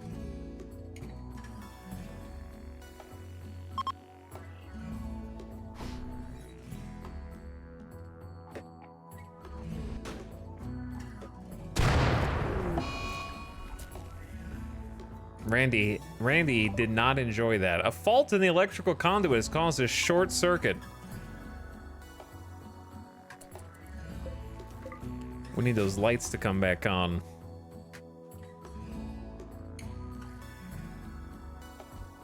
I somehow watched both Heroes and Lost and enjoyed the parts I watched of both, but due to busy life, didn't watch the conclusion of either. And most people I've talked to have told me not to, or else it'll poison my good memories of the show. Heroes was just bad. Heroes was a bad show with extremely good individual episodes, I would say. There were a few episodes in Heroes that are like, oh my god, that was crazy.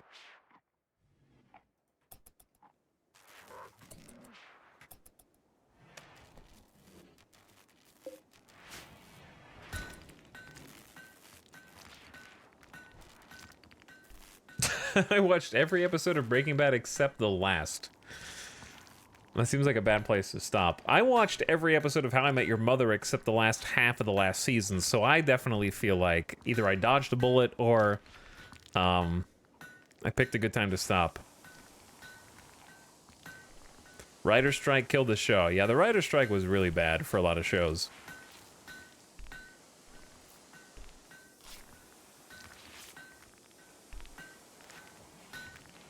But yeah, Heroes was definitely a show all about plot armor. That's accurate.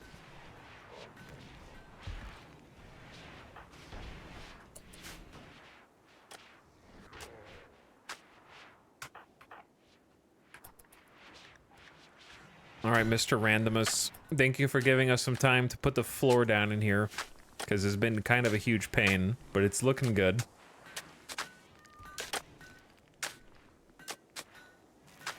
How I Met Your Mother was definitely one of those made-up endings that they didn't know what they wanted to do. For sure. I could just tell. They floundered pretty bad. It's not even funny now. Like, that is a show that definitely does not hold up. It was barely funny when it released, and only a little bit. I watched The Leftovers and wished it ended at season 2. All right, we're gonna time you out. I'm not even gonna engage with that. Coming here is slander. Nobody asked you. We're not even talking about that show, and you just come in here with that.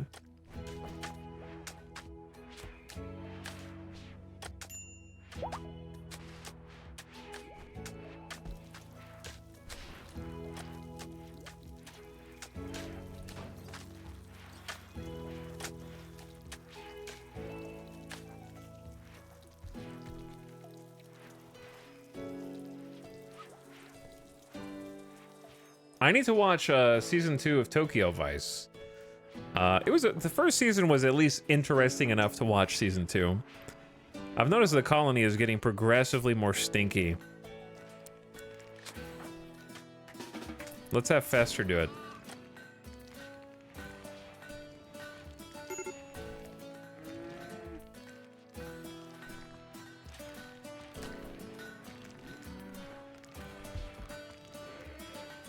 I have not seen The Good Place. I think The Good Place is one of those shows that for me is just eternally on my watch next list, but I'll never actually click on it. You know what I mean? It's in that category of like, I'll probably never watch like 85% of the shows that are on my watch list.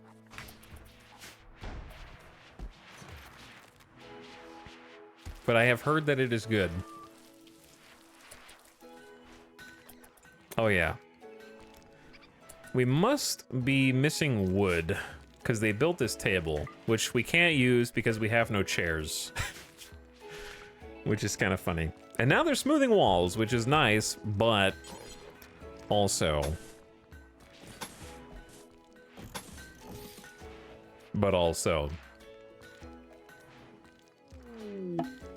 Uh-oh, no! Fester had a heal left and we didn't use it!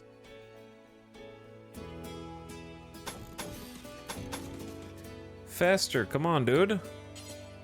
You gotta be chill, dude.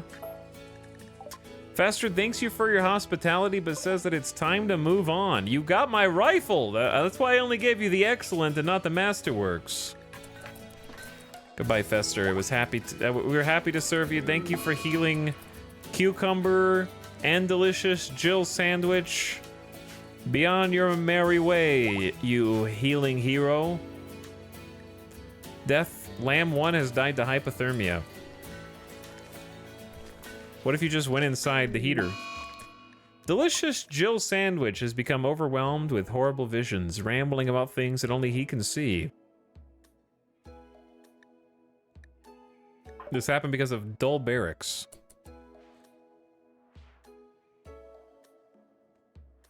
My therapist told me to watch The Good Doctor. Your therapist probably meant The Good Place, but then got the name confused in their head.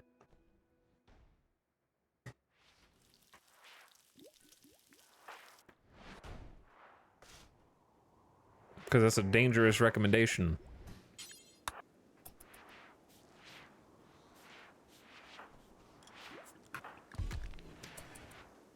Rip Lamb 1. Sorry, Lamb 1. Oh, we don't have... I know what we need. Yeah, I know exactly what we need. Loser, come on down. It's time for a ritual. I think we kind of rely on pleasure pulls. So let's get Loser to bring it on for us. This is going to be 6 chanters. All right, Drago, help us out. Umbra Moon, help us out. There you are. Nightbot, come on down. Saha Muse. 2 more. Julia Thorne and Operator Chan, sure. 30 bioferrite, this will last 12.9 days. Gather round, gather round.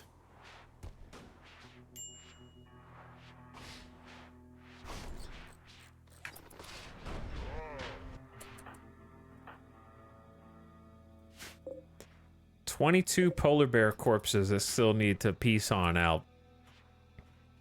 Chat, is anybody in the chat who's been playing Anomaly still on the first colony that they started with Anomaly? Is there anybody left? Who's still on colony number 1 from the DLC? I am. Are you, Mary Skipper?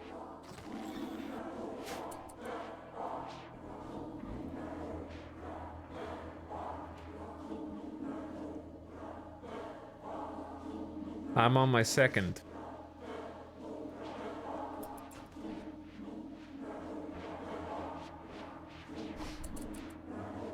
$50-50 we survived this ending. Or this evening. Colony almost wiped once, but otherwise is going okay. Well, good luck. Cucumber, why are you stuck out here? Delicious Jill sandwich got dark visions. Research finished on ghoul resurrection. Synthesize a serum that can bring a dead ghoul back to freaking life. All right, atmospheric heater. I don't know. I feel like we're just kind of progressing this research way too fast, but that's just me. And we only have 2 revenants. I feel like we need more people in captivity to be researching this fast, but what do I know? I think I would take away the basic and advanced simultaneous research. It's way too fast. Because I'm not even trying right now.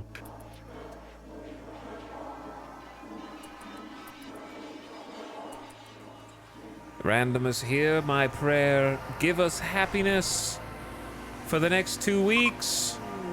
Show us the way. Loser has finished performing the Pleasure Pulse ritual for the next 12.9 days. Everyone impacted will be happier, but work slower. You are on year 10, that's true, but I've only been researching for a brief window in that period of time. And I'm not even trying. Once again. Really, the way that I would balance the rituals is to research something, you have to have an equivalent anomaly in captivity. You shouldn't be able to research ghouls without having a ghoul to study. You shouldn't be able to research revenant invisibility without having a revenant in captivity to study. You shouldn't be able to summon flesh beasts without researching a flesh beast, and so on. Without that, you shouldn't be able to progress the research tree, and there should be some generic ones that you can research regardless. That way you're encouraged to try and summon more entities so that you can capture said entities and complete the gameplay loop. If you start as a ritualist, then it's over. Right now, we pivoted into ritualist as a fluid ideology thing, and it's going even more quickly than before. A solar flare has shut down all electric devices it'll pass in a day. Guess what? We're about to lose most of our crops because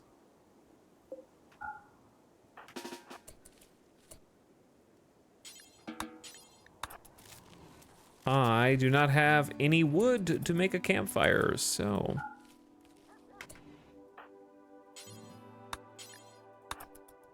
I'm just gonna try locking. Yeah, this one's definitely gone. I mean, I guess I could just harvest this really fast in this case. Where is... Who harvests plants fast? Sembani.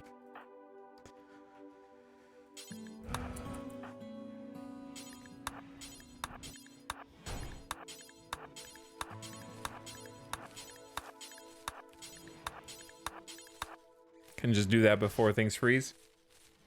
But Avik says, I felt like my first colony suffered for the fact that it started as ritualist. I was filling out advanced ritual research before I'd learned to make solar panels. Yeah, and I think that there's a good, like, gameplay mechanic idea in that. The problem is that the pacing is just off. Because, like I said, if you just learn, if you just encounter an entity, then you automatically know how to research their ritual power forever, basically, which doesn't have a satisfying kind of gameplay loop arc there, because if you had to capture them, that would make encountering them more interesting. Oh. Yep, okay. They're gone.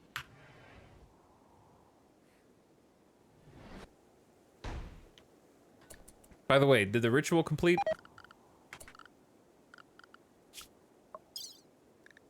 Pleasure Pulse complete. Loser has finished the Pleasure Pulse ritual. And yeah, we have 12.9 days. Okay. The marriage is on. Umbra Moon proposed a lifelong commitment to Julia Thorne. Julia Thorne agreed, and the two are now engaged. At some point in the coming days or quadrums, they will have their marriage ceremony and invite all the colonists. Consider placing a marriage spot if you want to control that. Fairly sure Pinhole can heat any room. It can, Avik, but not in negative 67 degree Fahrenheit conditions. Unfortunately. We'd have to have, like, mini Pinhole.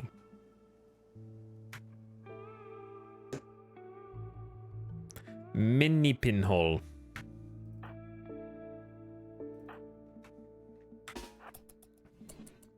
I can't eat. These start dying at 0. And they would kill the fungus, unfortunately, so.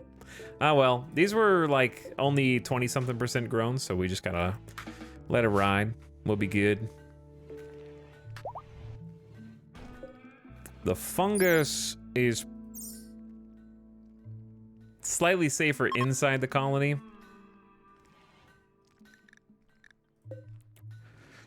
Dude, nerf solar flares! Come on, Tynan, it's not fair, they're not counterable. You expect me to either have a surplus of wood or just have enough vegetables that my colonists don't starve? Is that what you want? Unbelievable. Make solar flares counterable.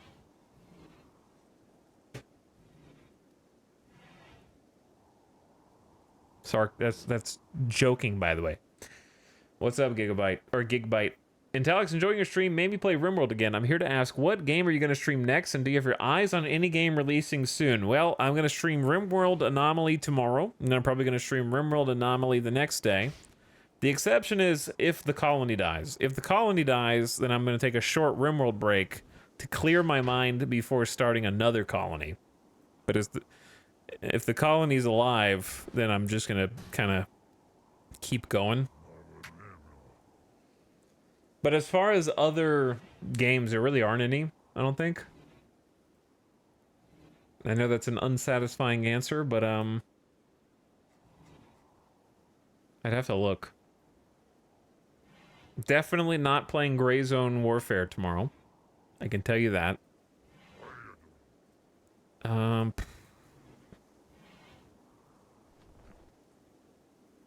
don't know what else there is. I'm looking at Steam right now.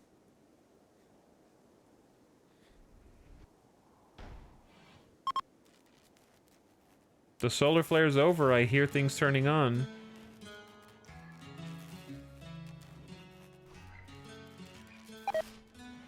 I don't know. Yeah, I don't know what else there is.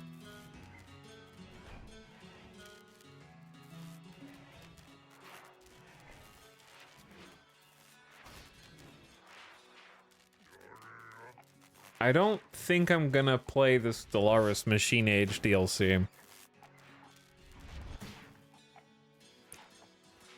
I would consider it if I got a magic email with a sponsorship in my email.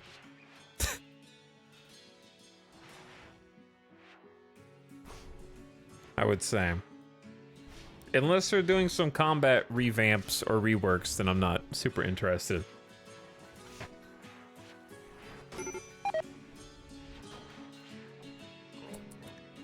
Nutrifungus is... Yeah, the Nutrifungus actually survived. That was kind of a difficult solar flare because it wiped out this ripcorn.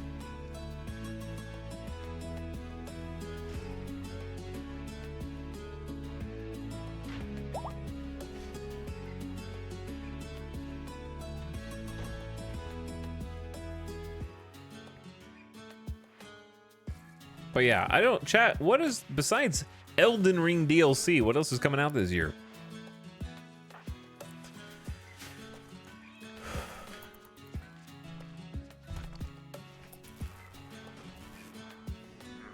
I don't know if really much.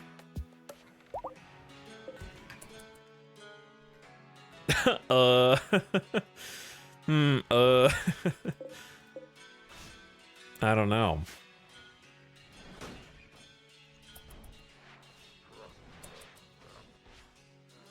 Okay, how about this?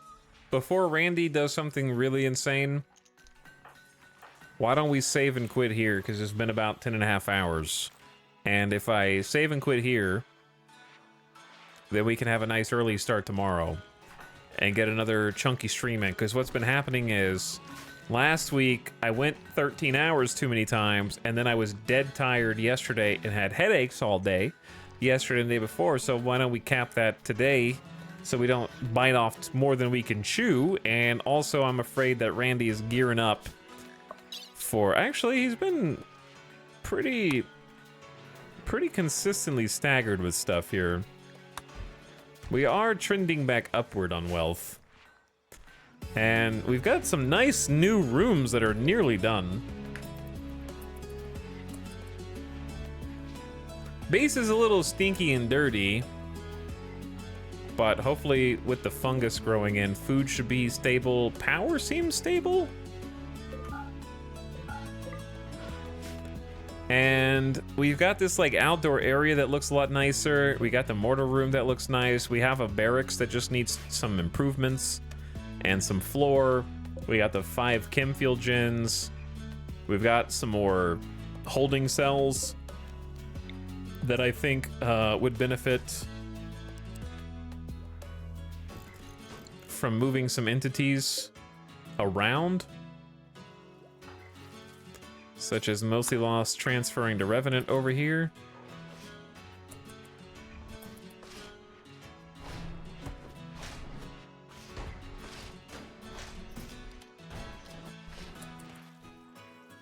And then we got the bioferrite harvesters for those dudes. I don't know if they're worth trying to tap electricity from, because it's not very much from a Revenant, I don't think. And then we can put some new guys in here.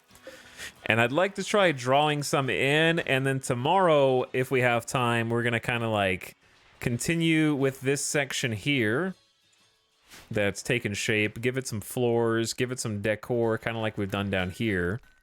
This is becoming very usable, good space. And I want to make a path that kind of goes up to the Void Monolith and focus on maybe trying to level up Void Monolith tomorrow, or at least get that started. And then we can begin the Void Monolith ascension path. Because, yeah, we got the fabrication benches in full swing. I would like another assault rifle. Maybe even a second drill arm. Maybe another jump pack. Assault rifle first. Start making some advanced components, hopefully tomorrow. And maybe we can make some Locust armor soon.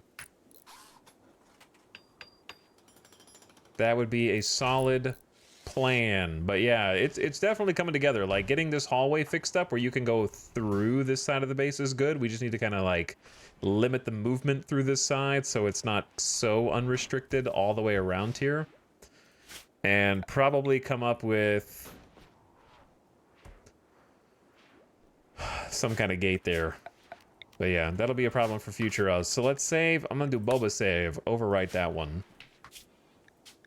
So that's a good stopping point before anything like wild and crazy happens. Thanks for streaming, Mr. Streamer Man. Hey, thanks for the chat today. Thanks for the we got a lot of TV talk in today. Much to some of your chagrin. But that's okay. Randy doesn't gear up. He doesn't care. I mean, technically he uses raid points. He does have raid points. But I'll be back tomorrow, probably like 1 p.m. Pacific again. Sounds good. Should be nice. Chatters are going to see 10.5-hour VOD and think that the colony died. Let them. Let them think that. But yeah. Thanks for watching, gamers. The show must go on. We're just getting started this week. So we'll see you guys again for the next one. And we'll tackle whatever comes our way. Because we're starting to get to that, like... We're starting to get to that advanced level. Where we're gonna need things to... We're gonna have to try and keep up with the rising levels of wealth, basically. Colony's too big to fail now. I don't know about that. It's never too big to fail. But I think we're starting to head towards finalizing some different stages and advancing some things that we've been stalling out on. Like the Void Monolith. And seeing some new anomalies. Should be fun. But I wanna do a bunch of rituals tomorrow. But yeah, I'll get started like 1 p.m. Should be good. I'm gonna go feed dog. And I will see you guys again in a little over 13 hours. Yeah, a little over 13 hours. Should be good. Kill box? I hope so. I hope we get to see the Omega kill box. That'd be fun. And then we can perfect the colony and make everything go exactly where it's supposed to go. Put everything in its place. But thanks for chilling. Thanks for hanging out. New Day, thank you for the 500 bits earlier. Sorry I missed it. Appreciate the 500. And Mad Dog Mac gifting a sub to Adapatty and RNROS. Thanks for the gift subs. Appreciate it, guys. All right. Good night, everybody. See you guys again. Let's do it tomorrow. Peace. And into the void with you. Into the darkness you must go. Because I must go.